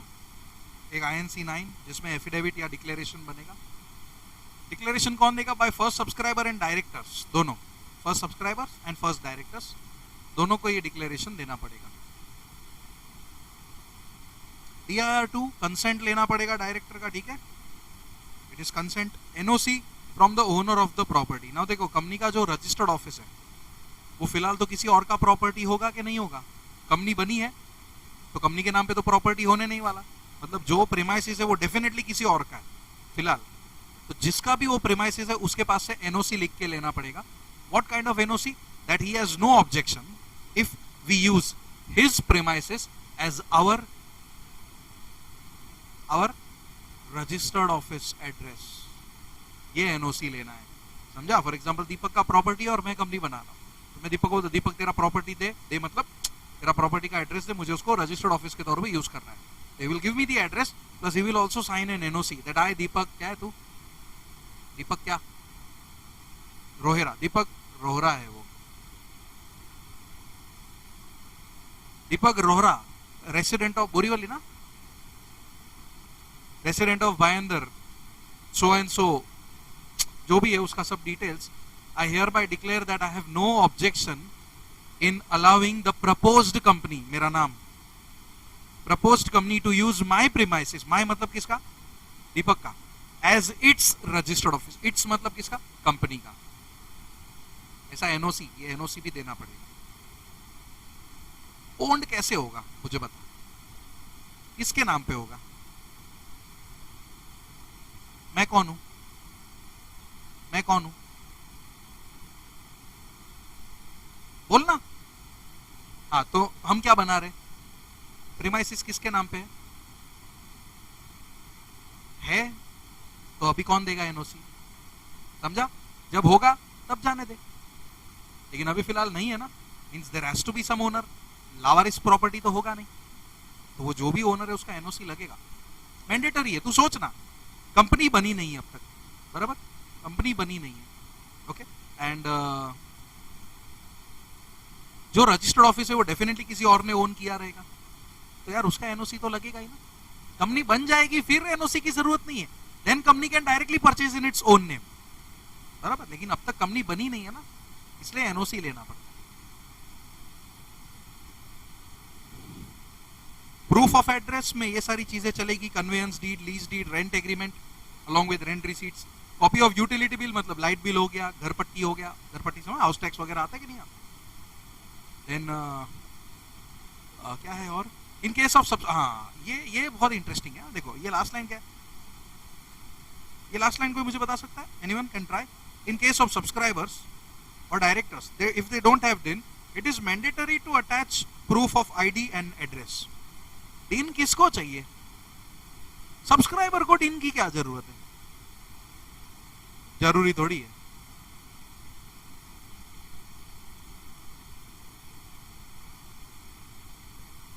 हाँ तो वही ना, सब्सक्राइबर्स को भी चाहिए, डायरेक्टर्स को भी चाहिए। अरे सॉरी, सब्सक्राइबर्स को नहीं होगा तो भी चलेगा, बट क्यों यहाँ पे बोला है? Forget that, don't bring that।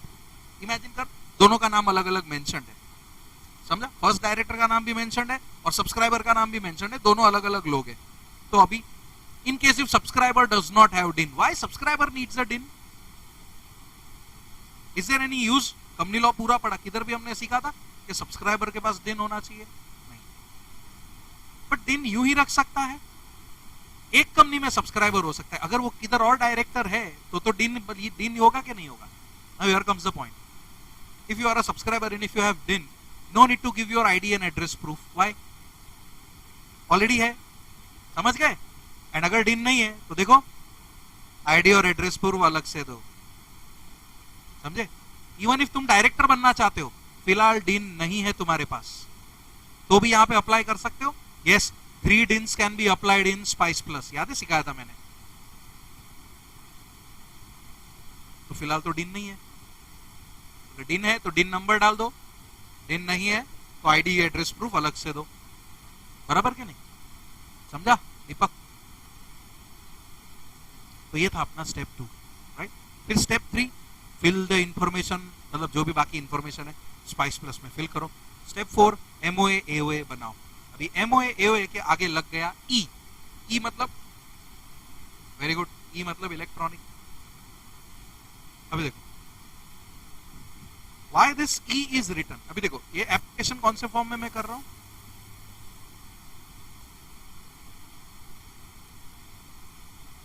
Now इसके अंदर मतलब ये प्लस ऐसे ही प्लस छोड़ो, वरना बोलोगे सर ये 2 प्लस क्यों डाला आपने.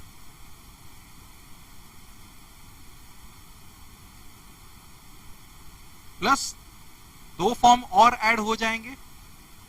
INC 33, INC 34.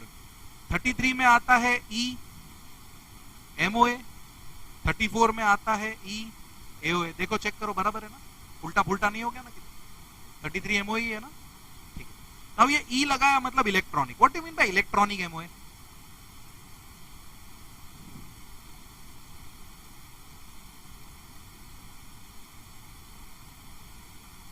टेन ऑन 10 जो पेपर नहीं है. बोल दीपक.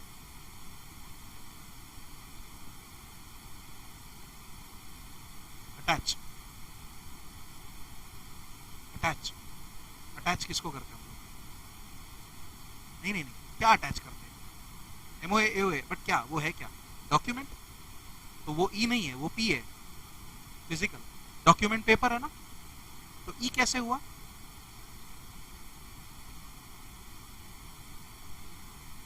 तो अटैच कैसे करूंगा मैं?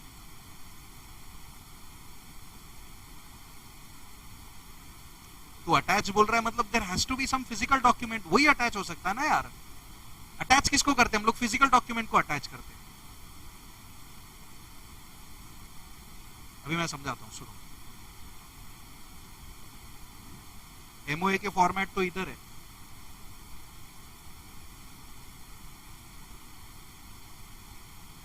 थोड़ा सिंपल वे में एक्सप्लेन. हम लोग पहले एमओए बनाते थे तो फिजिकल बनाते थे. इसका मतलब क्या? पूरा इलेक्ट्रॉनिक मतलब क्या?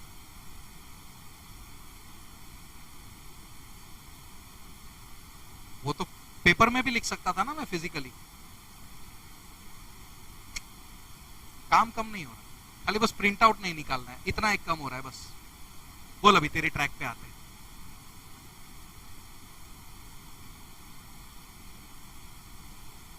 वो फॉर्मेट नहीं है, वो फॉर्म ही है.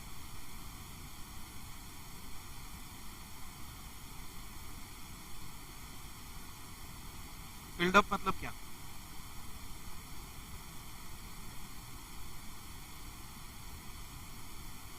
मतलब पेपर के ऊपर नहीं आएगा.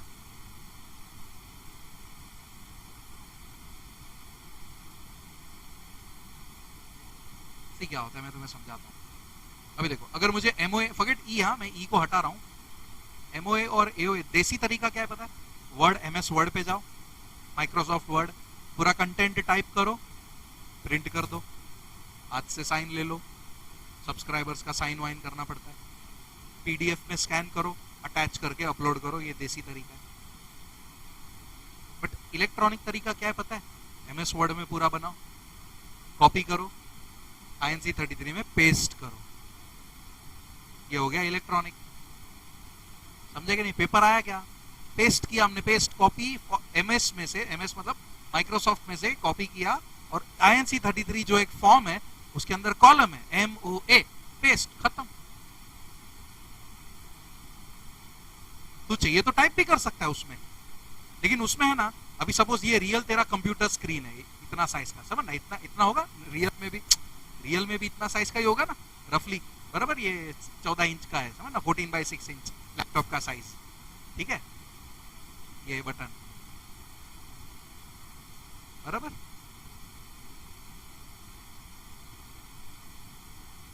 इधर तूने मेरा नाम लिख के रखा है,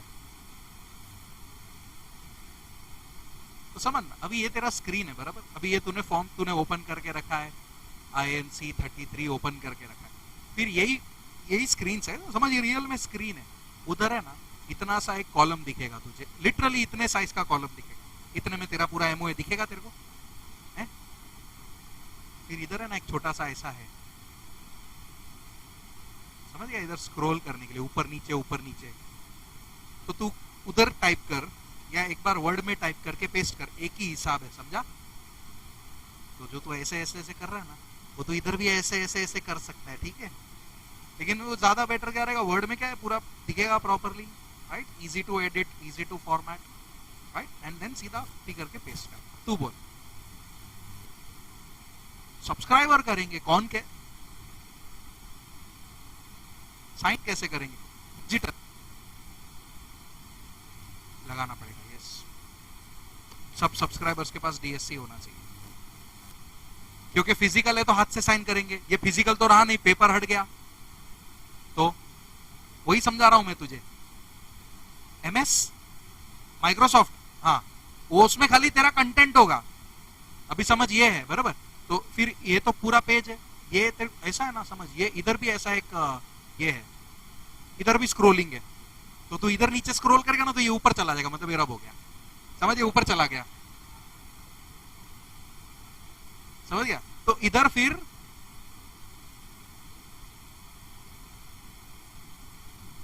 समझना, इधर डिटेल्स ऑफ सब्सक्राइबर्स, नंबर, कितने सब्सक्राइबर्स है तेरे, इधर नंबर डाल, सपोज 5, तो 1 2 3 4 5 कॉलम खुलेंगे, उसमें पांचों में तू नाम डालेगा, पांचों के आगे छोटे छोटे बॉक्स हो गए, ये छोटे छोटे बॉक्स में तेरा DSC लगेगा, this is the way you will sign, समझा? जबकि फिजिकल होता तो सब्सक्रिप्शन क्लॉज में साइन करता, समझ रहा है कि नहीं? फिजिकल होता, फिजिकल पेपर के ऊपर, तो लास्ट में सब्सक्रिप्शन क्लॉज तू लिखता, सभी सब्सक्राइबर का नाम लिखता, कितना शेयर लिया वो लिखता, और तू साइन करता। मिला तेरे को? मैं भी ढूंढता हूं, रुक, तेरे लिए 32 मिला।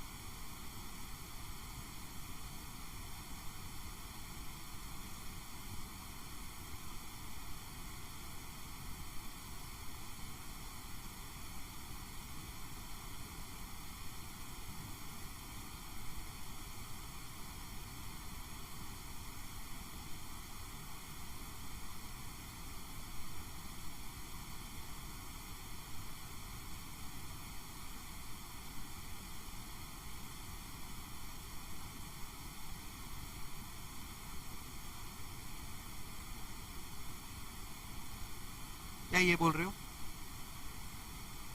बता, मेरे को दिख नहीं रहा है, जरा फोन, ये तो हाँ ऐसा ही होता है बराबर, लेकिन इसको अभी पूरा ओपन करेगा तो दिखेगा तुझे। मैं तेरे को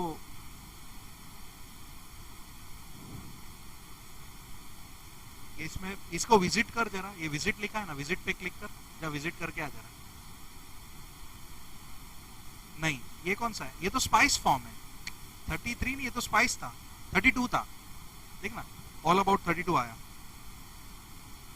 ओपन करो, देखो, समझाता हूं मैं प्रॉपर वे में। आया क्या? INC33, देखो, नाउ स्पाइस MOA।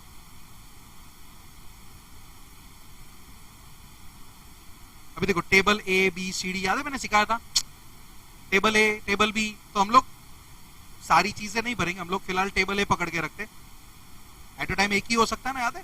तो टेबल A क्या था? Company limited by shares. तो देखो, नेम ऑफ द कंपनी वो बॉक्स में टाइप कर दूंगा, नाम बराबर, रजिस्टर्ड ऑफिस कौन सी स्टेट में वो टाइप कर दूंगा, फिर मैंने बोला याद है पेस्ट करना पड़ेगा, ठीक है? यहाँ पे तो क्या है, प्रिंट है, ये है ना, प्रिंट है ना, समझो, अभी स्क्रीन इतना बड़ा नहीं होगा ना, इसलिए फिर वो साइड में स्क्रॉल होता है, जो मैं बता रहा था ना, स्क्रीन तो इतना ही है, अपना पेज देखो कितना बड़ा है, तो उधर फिर ये स्क्रॉल करना पड़ता है, तो वो मैं तुम लोग को बोल रहा था। फिर ये बॉक्स दिया है, दिख रहा है एक बॉक्स, अभी सपोज इसमें तुम्हारा ऑब्जेक्ट फिल नहीं हो रहा, बराबर, या तो इसमें टाइप कर दो या तो पेस्ट कर दो, नीचे जाएगा ना तो भी चलेगा, क्योंकि यहाँ पे भी फिर वो ड्रॉप डाउन बॉक्स था, पता है, जो ऊपर चला गया था। फिर उसके नीचे बी दिया है, matters which are furtherance of main objects, मतलब मेन ऑब्जेक्ट तो है ही, मेन ऑब्जेक्ट के अलावा और क्या क्या काम करने वाले हो, एंसिलरी, वो एंसिलरी इधर लिख देंगे, बराबर हो गया। Fourth one liability will be limited, fifth one share capital लिखेगा तो इधर मेंशन करेगा, sixth we the several person, और लास्ट में देख एस नंबर दिख रहा है सब्सक्राइबर डिटेल्स, भी उधर सिर्फ एक ही दिया है, बट एक सब्सक्राइबर होता है क्या, उधर एंटर एंटर करते जाओगे ना तो जितने चाहिए उतने मिलेंगे। देखो उसके सेम साइड में देखो, एक तो नेम, फिर डिनविन, number of shares taken, then DSC, दिख गया, वो बॉक्स में डीएससी लगाएंगे, डीएससी मतलब डिजिटल सिग्नेचर, फिर उसके बाद एंटर करेंगे, राइट, 2 है तो 2, 3 है तो 3, साइंड बिफोर मी, ये बिफोर मी तेरा आंसर प्रोफेशनल का यहाँ पे साइन लगेगा, ठीक है, साइंड बिफोर मी, जो नीचे दूसरा कॉलम है ना, नेम खाली दिख रहा है, वही पेज पे यार, मिला सबको, कहां पे मैं हूं, वहां पे किसी प्रोफेशनल का आएगा, हो सकता है सीए हो सकता है सीएस हो सकता है कॉस्ट अकाउंटेंट हो, उसका डिटेल आएगा। फिर 7th में, अच्छा 7th तो ओपीसी के लिए हो जाएगा, shall be nominee in the event of sole member, 7th one याद है, 7वां क्लॉज ओपीसी के लिए आता था, मैंने सिखाया था तुम लोग को, 7th clause in case of OPC, normally enrol CS 6 होते थे, ओपीसी रहेगा तो एक और एडिशनल 7वां क्लॉज आ जाता, 7वां फिलहाल ओपीसी नहीं है तो ये इसमें कुछ आएगा भी नहीं, बराबर, एंड देन फिर खत्म हो गया। फिर बी आ रहा है, तो बी तुम्हें नहीं भरना है, क्योंकि बी क्या है, company limited by guarantee without share capital, तो वो थोड़ी हम लोग बना रहे, अगर वो बना रहे होते तो फिर ये वाला कॉलम फिल करते सारा विदाउट शेयर कैपिटल वाला, वैसा, ठीक है, this is the type of form. ये तो तुम लोग को पीडीएफ दिख रहा है, बट ऐसा ही स्क्रीन पे खुलता है, समझा, तो इसमें तुम लोग सीधा पेस्ट करोगे, इधर पेपर नहीं आएगा, और ये फॉर्म अपलोड होएगा पूरा का पूरा, मतलब पहले क्या करते थे, देसी तरीका क्या था, पीडीएफ में स्कैन करके अटैच करके अपलोड करते थे, ये पूरा का पूरा फॉर्म के अंदर टाइप करके या कॉपी पेस्ट करके अपलोड कर देते, वैसा है, पहले हाथ से साइन करते थे, अभी डिजिटल सिग्नेचर से साइन करते, बट उसमें भी एक लोचा है, इसके अंदर खाली 7 सब्सक्राइबर ही अलाउड है, अगर तेरे 8 सब्सक्राइबर है तो फिजिकल करना पड़ेगा, फिर ईएमओए नहीं आएगा। If you have more than 7 subscribers तो तुझे 32 में स्पाइस प्लस के अंदर एमओए एओए फिजिकली बना के स्कैन करके अटैच करना पड़ेगा, मतलब ये सारी चीजें बुक में नहीं पता चलेगी, ये प्रैक्टिकल चीजें मैं बता रहा हूं और कुछ, समझा, but coming to the point, E Q है, समझ में आ गया सब लोग को, directly we will mention the content in the form, we are not going to type it, sorry we are not going to print it on any of the paper, सीधा जो कंटेंट है हमारा टाइप किया अंदर, सब sign वाइन लगाया, details भरा, अपलोड कर दिया, काम हो गया। अपलोड नहीं किया फिलहाल, अभी ये भी भरना है। सेम लॉजिक इसका भी, इधर जैसे एमओए टाइप कर रहे थे, इधर एओए के कंटेंट टाइप कर देंगे, बराबर, ये हो गया मेरा एमओए और एओए। देखो स्टेप नंबर कौन सा है, वो 4, बराबर। After filling up the form, affix DSC of all the subscribers and professional, मैंने जगह बताया ना तुम लोग को, याद है कि नहीं, है ना, प्रोफेशनल का भी डीएससी लगेगा, as well as subscribers, all subscribers should affix their DSC. Step 5, fill the details of Pantan,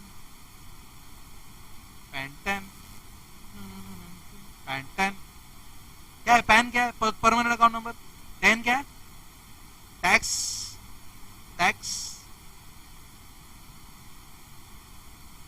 मेरे ख्याल से टैक्स डिडक्शन अकाउंट नंबर है, मैं श्योर नहीं, मैं चेक कर लेता हूं, क्या, tax deduction and collection account number, TAN मतलब tax deduction and collection account number है,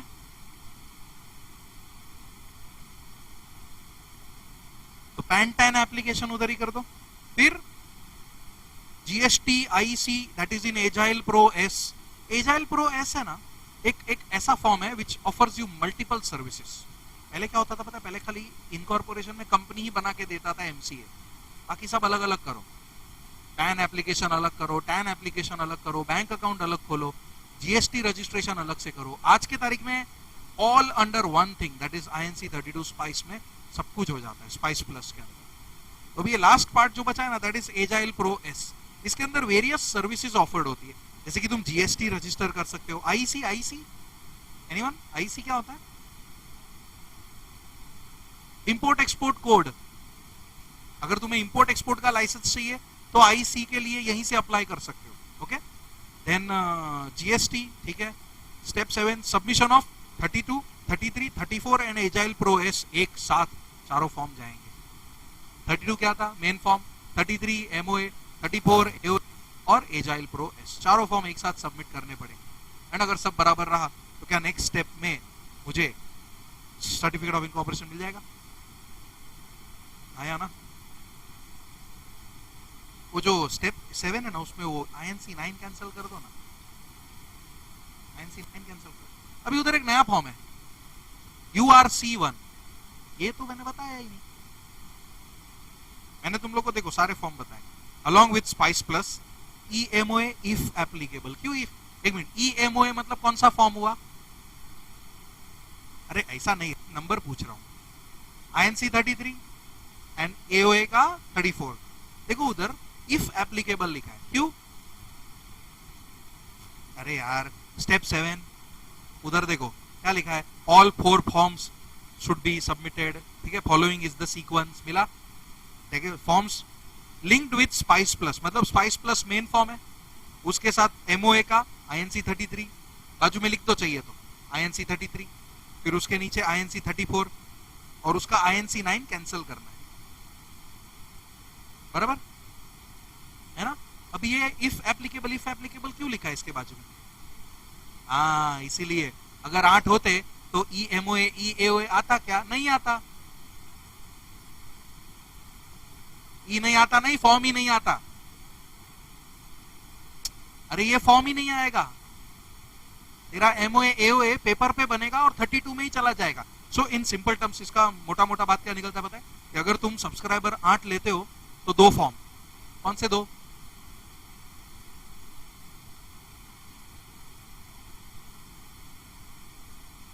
अरे 8 सब्सक्राइबर में कहां से आएगा 33, 34? INC20 URC नहीं आएगा, एजाइल प्रो एस आएगा। If you have 8 subscribers 32 Agile Pro, if you have 7 subscribe up to 7 तो 32, 33, 34 एजाइल प्रो। समझे? ये 4 आएंगे, क्योंकि 33 और 34 तो इफ एप्लीकेबल है, 32 और एजाइल प्रो मैंडेटरी है। देखो एजाइल प्रो के आगे लिखा है इफ एप्लीकेबल, क्या लिखा है? Mandatory in all cases. 32 के बिना, मतलब स्पाइस प्लस के बिना कंपनी बन सकता है, मैंडेटरी इन ऑल केसेस। तो ऑप्शनल क्या है? इवन URC1 के आगे इफ एप्लीकेबल है, बट फिलहाल don't look at that form, वो है अलग ही है पूरा, तो मैं अभी बताऊंगा। बट पहले ये 4 फॉर्म का लॉजिक क्लियर हो जाए, उसके बाद URC पे जाएंगे। ये चारों क्लियर हो गया? वापस एक बार, अगर मैं 8 सब्सक्राइबर्स के साथ कंपनी बना रहा हूं तो कौन सा फॉर्म आएगा? बस पहले एजाइल प्रो आएगा, पहले spice plus, INC32 spice plus और एजाइल प्रो एस।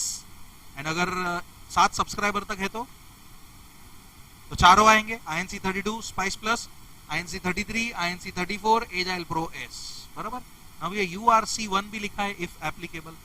ये आता है जब हम लोग कन्वर्ट करते हैं किसको, या तो पार्टनरशिप फर्म को या तो LLP को, किसमें? कंपनी में। तभी भी तो नई कंपनी बन रही है, तो तभी भी स्पाइस प्लस आएगा, हाँ, तभी भी MOA AOA बनेगा, हाँ, लेकिन तब एक नया फॉर्म आएगा URC1। क्यों? पार्टनरशिप, चाहे वो नॉर्मल पार्टनरशिप हो या LLP वाला पार्टनरशिप हो, उस पार्टनरशिप को हम कन्वर्ट कर रहे हैं किसमें? कंपनी में, तो URC1 भी आएगा। But it is not going to be there in case of fresh incorporation. तो URC1 ओनली इन, वो लिख दो वहां पे, at the time of conversion of partnership और LLP into company. At the time of, क्या बोला, मैं ही भूल गया। At the time of conversion, हाँ, at the time of conversion of partnership और LLP इनटू कंपनी, तभी ही ये URC1 आएगा, वरना नहीं आएगा। वरना वो 4 फॉर्म आएंगे हैं? और 2 कब आएंगे? जब सब्सक्राइबर्स आर, वो भी लिखा क्या?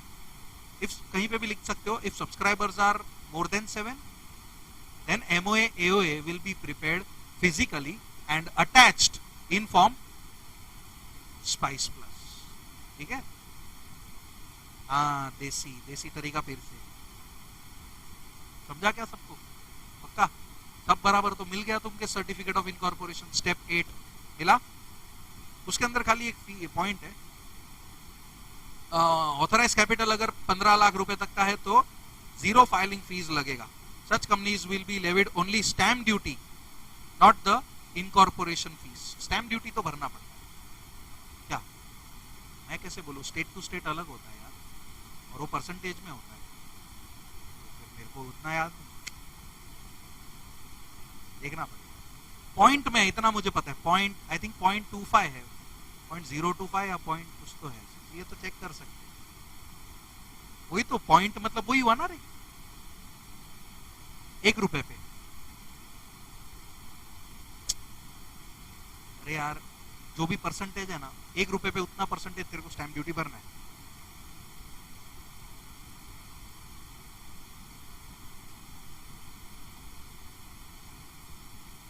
हाँ अगर 0.25 है तो ऐसा समझा, 0.025 है तो 0.025.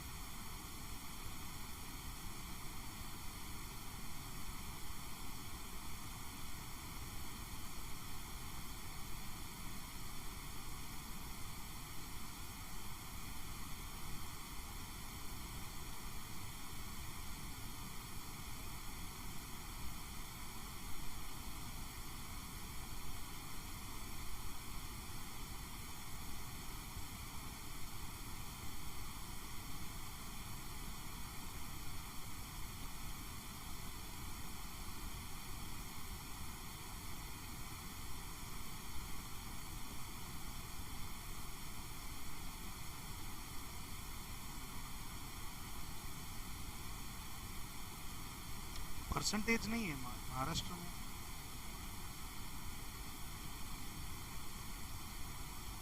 इन लोग ने फिक्स अमाउंट कर दिया अभी.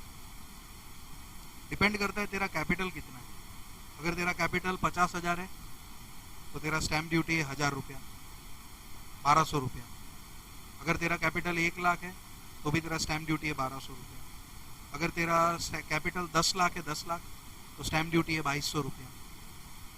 अगर तेरा कैपिटल है 15 लाख तो स्टैंप ड्यूटी है 3,200 रुपया. ऐसा जैसे जैसे तेरा कैपिटल बढ़ता जा रहा है वैसे तेरा स्टैंप ड्यूटी बढ़ता है. ये पता नहीं चेंज हुआ है, वरना मुझे जहाँ तक मुझे ध्यान में तो परसेंट, हाँ इन लोग ने डायरेक्ट अमाउंट दे दिया, वरना नॉर्मली परसेंटेज बेसिस पे चार्ज होता है.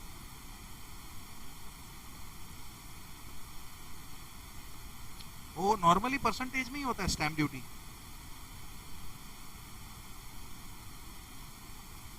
मिला.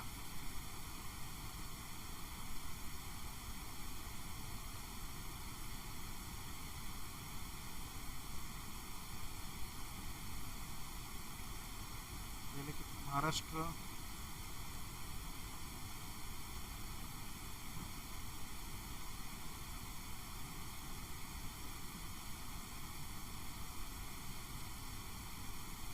अच्छा परसेंटेज नहीं है, ऐसा दिया ₹1,000 ऑन एवरी 5 lakhs. इसीलिए ऐसा था जो मैं पढ़ रहा था ना, ₹1,000 फॉर एवरी 5 lakhs. तो 1 लाख पे भी 1,000, 5 लाख तक 1,000 ही है, 10 लाख पे 2,000 हो गया, 15 लाख पे 3,000 हो गया, 20 लाख पे 4,000. हाँ ऐसा हो रहा है, 20 लाख पे 4,000 हो जाएगा, 25 लाख पे 5,000 हो जाएगा. ऐसा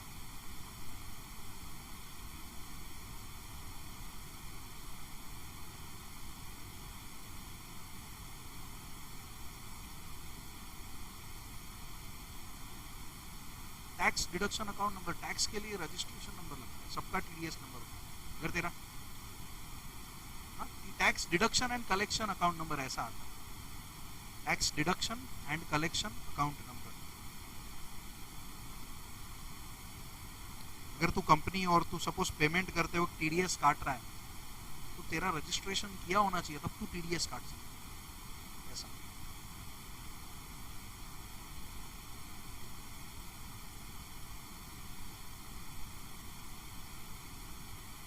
चलो पढ़ लो पूरा प्रोसीजर फटाफट, ऑल स्टेप्स, खाली स्टेप 1 किया है, 2 3 4 5 6 7 8 सारी स्टेप्स देख लो एक बार।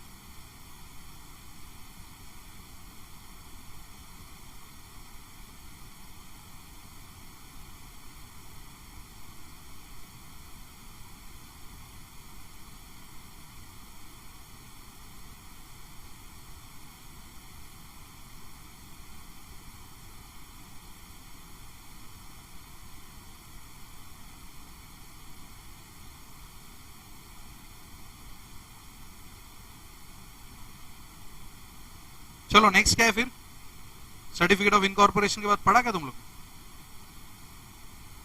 इसमें बैंक अकाउंट का किधर दिया है? अच्छा एक मिनट ना, बिफोर वी सी दिस एक काम करो, पीछे पेज पे आ जाओ ना जरा। फीचर्स ऑफ स्पाइस प्लस दिख रहा है तुम लोग को? Feature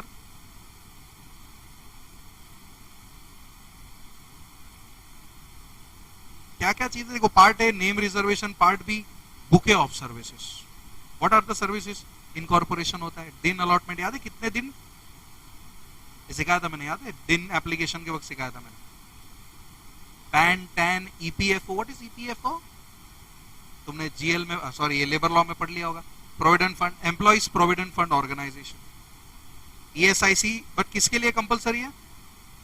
employ state insurance corporation. Okay, ESIC means employee state insurance corporation, full form है ये। और ये कंपलसरी किसके लिए? महाराष्ट्र, कर्नाटका, वेस्ट बंगाल। फिर बैंक अकाउंट नंबर भी है, mandatory opening of bank account, allotment of GST IN, then shop and establishment only for Delhi, right. इधर 10 लाख है ना सेकंड लाइन पे, सेकंड लाइन दिख रहा है। In case of company 10 lakh, वो 10 नहीं 15 है, जो पीछे था ना अभी सेम, याद है? इधर भी 15 कर दो ना, 10 का 15 कर दो, मिला?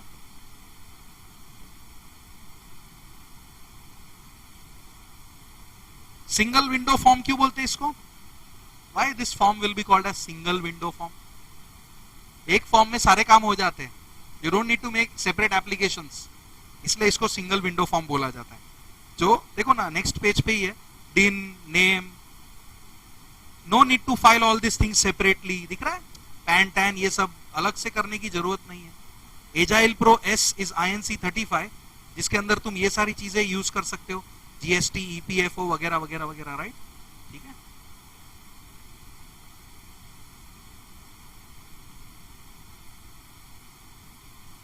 तुम लोग को मैंने सेंट्रल स्क्रूटिनी सेंटर सिखाया था, याद है? CSC फर्स्ट चैप्टर में ही सिखाया था। CRC देन CSC, याद है? STP forms, non STP forms, ऐसा कुछ सिखाया था मैंने। Straight through processing, not straight through processing.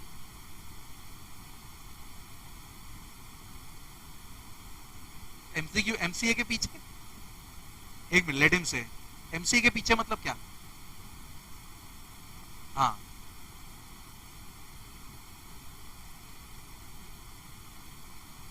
वो STP होता है, ऐसा बोल रहा है?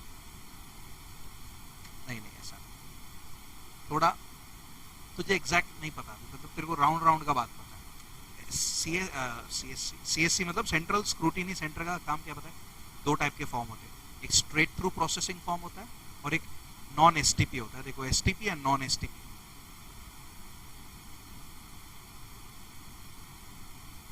STP का मतलब क्या पता है? स्ट्रेट थ्रू प्रोसेस, वहां पे फुल फॉर्म दिया होगा शायद से, दिया है फुल फॉर्म? तो स्ट्रेट थ्रू प्रोसेस में क्या पता है? No manual checking. When I say no manual checking मतलब क्या? कोई चेक करने वाला नहीं है इन फॉर्म्स को, कोई भी नहीं। अपलोड किया अप्रूव हो गया, अपलोड किया अप्रूव हो गया, nobody is going to check. But non STP समझ गए तो मैन्युअली, फिजिकली ROC ऑफिस में कोई चेक करेगा कि सब बराबर है कि नहीं।